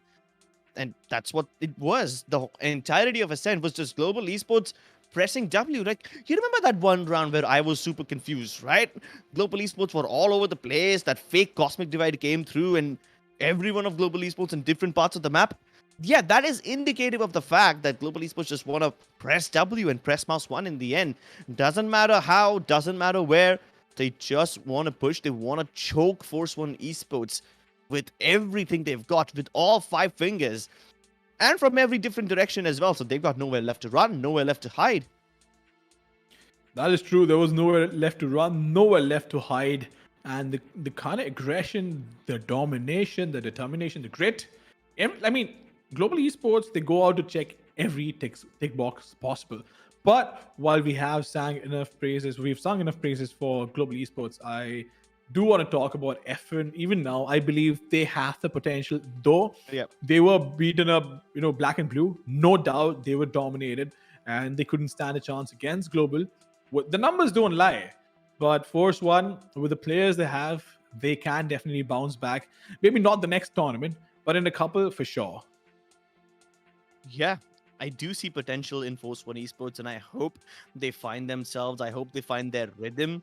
For now, they're just gonna find $2,500 extra in their bank, and hopefully we'll see Force One Esports again in another tournament. But that is the result, ladies and gentlemen. Global Esports with the win, Force One Esports in 2nd place, Samurai in 3rd, and T69 in 4th place. And with that, we are approaching the end of the tournament. But don't go anywhere, ladies and gentlemen. We will have an interview with the captains of both the teams very soon after a short break. So let's see what Hellranger and the captain of Force One Esports have to say. Don't go anywhere. We'll be right back after a short break.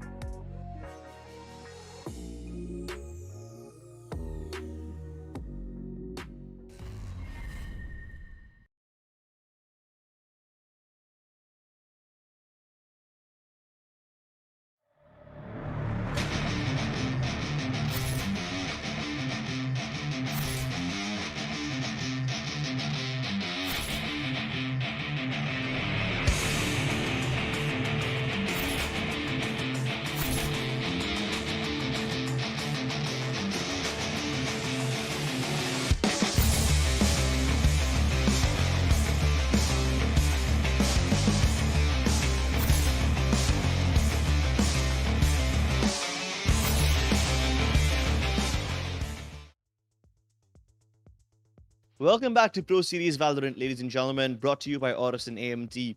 We have the two captains of the finalist teams. We have Hellranger from Global Esports and Shivy from Force One. How are you guys feeling, eh?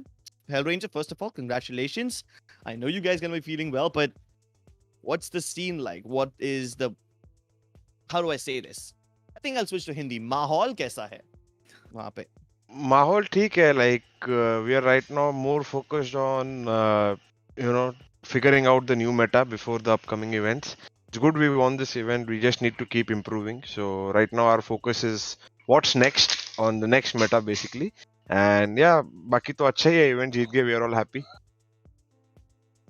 यहाँ भी माहौल अच्छा ही है, just need to improve. Hey man, look, it was a tough match, no doubt about that. We saw some rounds go really close, and Kappa in the meantime, he's an absolute genius. I still remember the last round on Haven, where he went all around from garage to B and came back to C and won the round. So there were crucial rounds, Shivi, no doubt about that. But at the same time, you guys did show a lot of resistance to Global Esports while they were trying to mow you down. But again, a lot of factors played out over here as well, because we saw a couple of different agent picks as well, if I'm not mistaken, and also this big update coming out with revised economy and a couple of buffs and nerfs. So was it just something that caught you off guard, or do you believe that Global Esports were just the better team? No, I don't think any updates or any new agents or anything caught us off guard. It was just us. We didn't play well, and that's it. There was no other factor. Just one thing, which isn't an excuse, but the ping issues that we were having got our mentals a bit too much. As a professional, I don't think that should happen. And again, just gonna repeat this, that it's not an excuse. Global were the better team. That's actually great to hear. That's good sportsman spirit over there. But it's quite unfortunate though, because a lot of times in online gigs, it does happen that there are factors which are outside your control, especially with Monsoon, and I believe Hellranger has been on the receiving end as well. I'm sure in his storied career there have been stories Hellranger कि पहले हुआ होगा बारिश में power cut हुआ या फिर internet चले गया, and a lot of times boot camp में multiple connections होने के बावजूद sometimes things don't work out. But leaving that aside, Hellranger, I want to come to you now and ask you this. When you guys started off today in the morning, be honest, hand on heart, did you guys expect a 3-0 win? We expected to win. For us, we didn't know if it's going to be 3-0 or 3-2 or 3-1. If it was 3-2, that's no disrespect to Force One, but for us that's a bad result. We want to be the best on all 5 maps or all 6 maps or all 7 maps that come out. So that's what the goal is. And but we are pretty happy with our performance right now. Some mistakes here and there which we need to fix, but overall we seem pretty good for the moment. Crips? Yeah, I think that Global Esports were, pretty good today. But Shivi, if there are a few things that you can take away from this tournament, what would they be? It would be that I need to keep my team more prepared for what's coming to us. I'm taking it on myself, this part. Hey, man. Second thing that we would take away would be that we need to work on our decision making, which comes with experience, but then again, experience is just another asset. It's not some rocket science that you need to learn with only experience. So that is what we need to work on, our decision making and our game plan / preparation as whole is what I take away from this game. Hey, that's good, but hey, I hope you don't take it personally. I hope you don't pin all the blame on yourself. You see, all your teammates are also right there behind you trying to cheer you up, and I wish I could do the same. I wish I could say something to cheer you up as well. But hey, I know that you guys did really well today, and I'm really looking forward to seeing you in more tournaments. I expect big things from you, and I see the potential for you to become one of the best teams in the country. Thank you. Absolutely, there's been potential. I actually have a question each for both of you guys. Let him speak. Let him speak. Share the camera. अब वो कह रहे हैं let him speak. अब नहीं बोलेगा. So that's completely all right. But talking about potential, Crips, I've been following these guys since God Particle days. I think 3 years to 2.5 years, and they've been around. They have learned a thing or two. But Shivi, I have a question for you, and Hellranger, I have a question for you. But Hellranger, coming to you first. Yeah. Hills today was an absolute bad lad. What do you have to say about his performance? Well, for us in our team, generally it does not matter who's fragging. Like I honestly did not see if Skills was fragging or not. I did not have any attention to that. It was just about what we were doing in the round. But yeah, it's good. When we made this team, I had those like you have those roles set in mind, right? Yeah. Obviously, SK Rossi was going to be the star player of the team, the duelist, and then I had in mind for Skills to be the second guy, who'd step it up after him. So it's good he's performing his role and he's playing well. And yeah, but apart from that, I did not notice the frags. So I'll have to watch the game and see how it went. If he Absolutely. made yeah. If he But made yes, good decisions and got the kills, then it's okay. If he made bad decisions, then he's still gonna hear from me. So it does Yeah, not matter if he killed that three part. or four. which is a good way to look at things. And the reason I actually brought this up because I understand that there are roles and kills don't really at the end of the day matter, especially in Valorant. The score. Yeah, I'm not saying kills because yeah. hey, the roles don't really give you that freedom. But at the end of the day, it is an FPS game. You need to click heads to win rounds, and that is the reason I brought it because usually the most storied player or one of the most entertaining players to watch, especially while flagging out, has always been SK Rossi. It's good to see that everyone else can step up when the need arises, when somebody's not feeling it. But Shivi, coming to you, I wanna ask you this. I wanna understand because we saw your faces. We had the player cams going on. Yeah. Were you guys visibly stressed out in the game? Uh, because of the rounds that we lost. I'm not sure if you guys noticed, but many of the rounds that we lost, we shouldn't have lost them, and we lost them off very silly things like really stupid. Like what I said before, we need to work on our decision making. So that kinda got us mentally, but that's what we can't focus on the previous round. We have to obviously we are human, so we'll feel emotion, but yeah, we have to move on to the next round. And yeah, we were not stressed out, just that I don't know. It's like just natural emotion, you can say. There's a lot Uh, of emotions flowing. Yeah, Hellranger, go on. just to add to your I was there in your shoes. We used to not in Valorant, maybe even in CS:GO times, we used to make the same mistakes or lose rounds. But what I feel is you guys should have I like the play style honestly that Forsen plays, but I think you guys need to have more confidence on yourself itself. Yeah, And you guys can easily close out rounds, or you guys I know this is bad for my team, but sometimes you guys give us way too much respect and not true. play your game maybe. So I Yeah, think that's very true. if you keep doing that, then we'll keep winning these rounds against you. And Yeah. I think you guys should play your own game and have trust in yourself, and you guys can be much better or have a much better result overall. Thank you, Al. We'll work I'm on it. loving the sportsmanship Yeah, spirit such over here. gentlemen. Yeah, absolutely. And I believe these are the clips that should be circling on YouTube and all the social media platforms. So if you guys are watching, share this because this is what esports is about. This is what sportsmanship is about. And these, ladies and gentlemen, are your idols. These are the people that you should be looking up to because while they have, they are playing in opposite teams, there is competition between them, but they want the community to rise up together. And honestly, it gives me goosebumps seeing the fact that both these competitors can come together and give so much respect to each other, not just inside but outside the game as well. But Chivi, Hellranger, absolute gentlemen, thank you so much for joining with us, and we hope that you guys do very well in the upcoming tournaments.